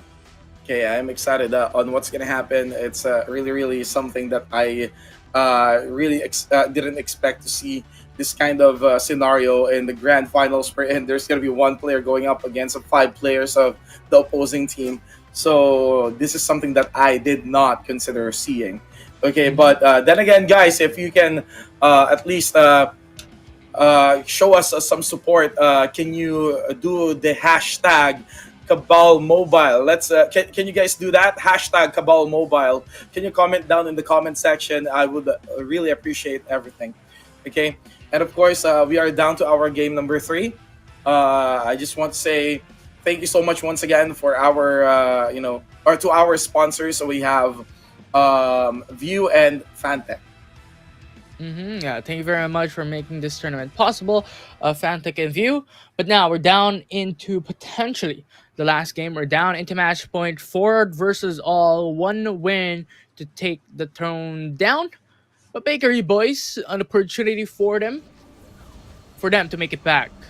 Let's see. And this is going to be the start. Is this the beginning of the end for the Bakery Boys? Andrea again trying to take the front lines. There you go. That's a sweep. 2 kill coming in from Chloe Andrea. Oh my god. And that's a Tim going down as well. That's a 3 kill coming in from the side of Versus All. Wow! This is nothing but massacre. This is, eviscerating these bakery boys. What did they ever do to you? Oh my lord! Winterfield, Ice, Tuloy ang saya. They are getting eviscerated, everyone. That's gonna be a 5 kill. 2 more players remaining for the side of Bakery Boys. Will they be able to hang on? We're not so sure anymore. Ice is being punished. He is trying to move from one place to another, but Ice won't be able to survive the assault, and he's gonna go down. Oh my god. And there you go. You have our grand champion for this tournament of the Infinite War of the Celestial Sea, the Pegasus server. Guys, give it up for Versus All. Wow.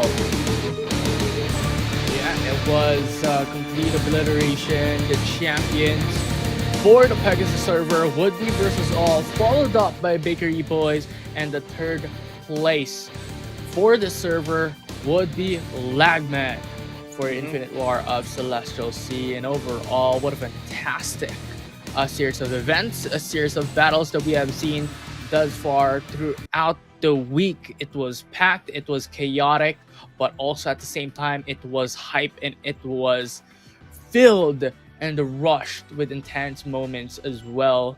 Overall, I'm tipping my hats off to everyone. All right, and of course, we're gonna show you the highlights of what happened in our game number 3. As you can see here, there you go. I was surprised because when Chloe Andrea entered the enemy territory, he was able to take down 3 members immediately. So that's an instant score of 3 points for the side of Versus All. So I was really impressed in that feat.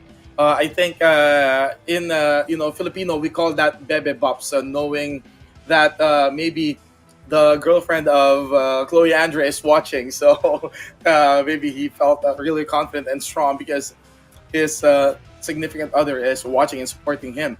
So thank you so much once again. And as you can see for the bracket, it's gonna be Versus All taking the crown, taking the throne for the Infinite War of the Celestial Sea. Infinite battle for the Pegasus server.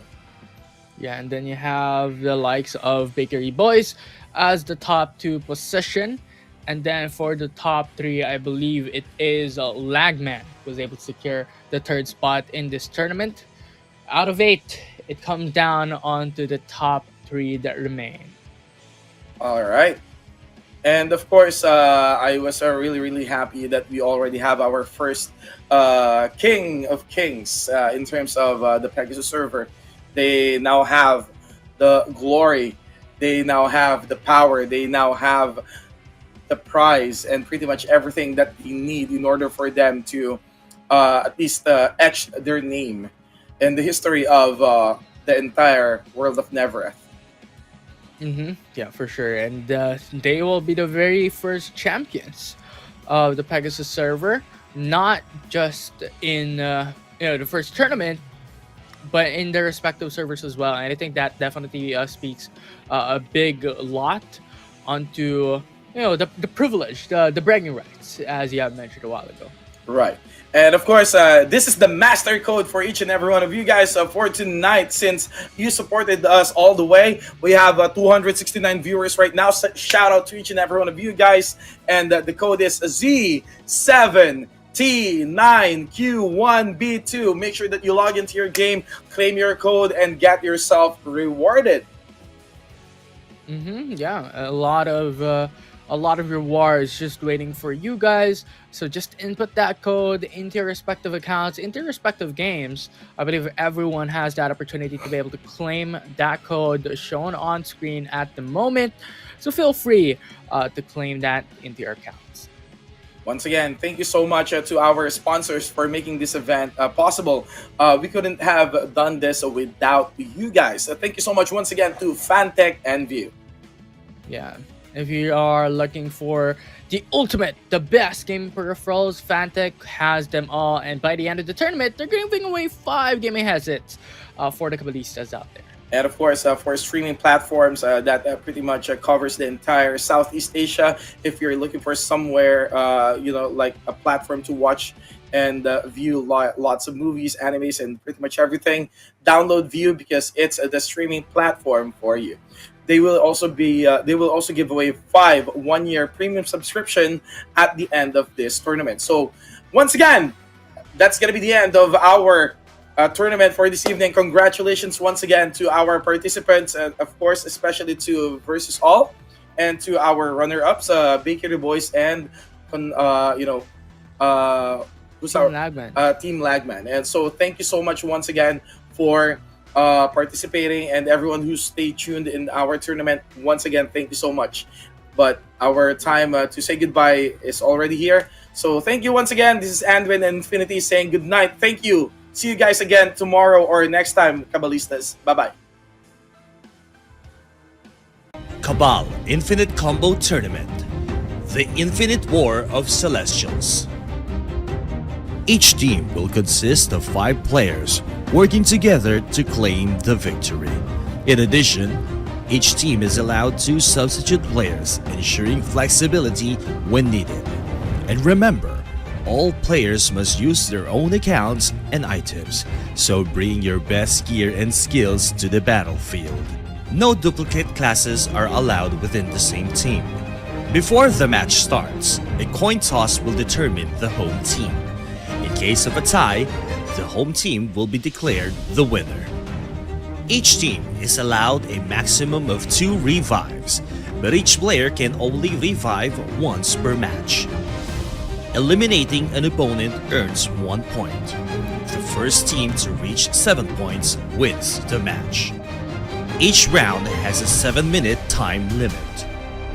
If the time runs out, the team with the higher kill count wins. If the score is tied, the team that secured the first kill wins.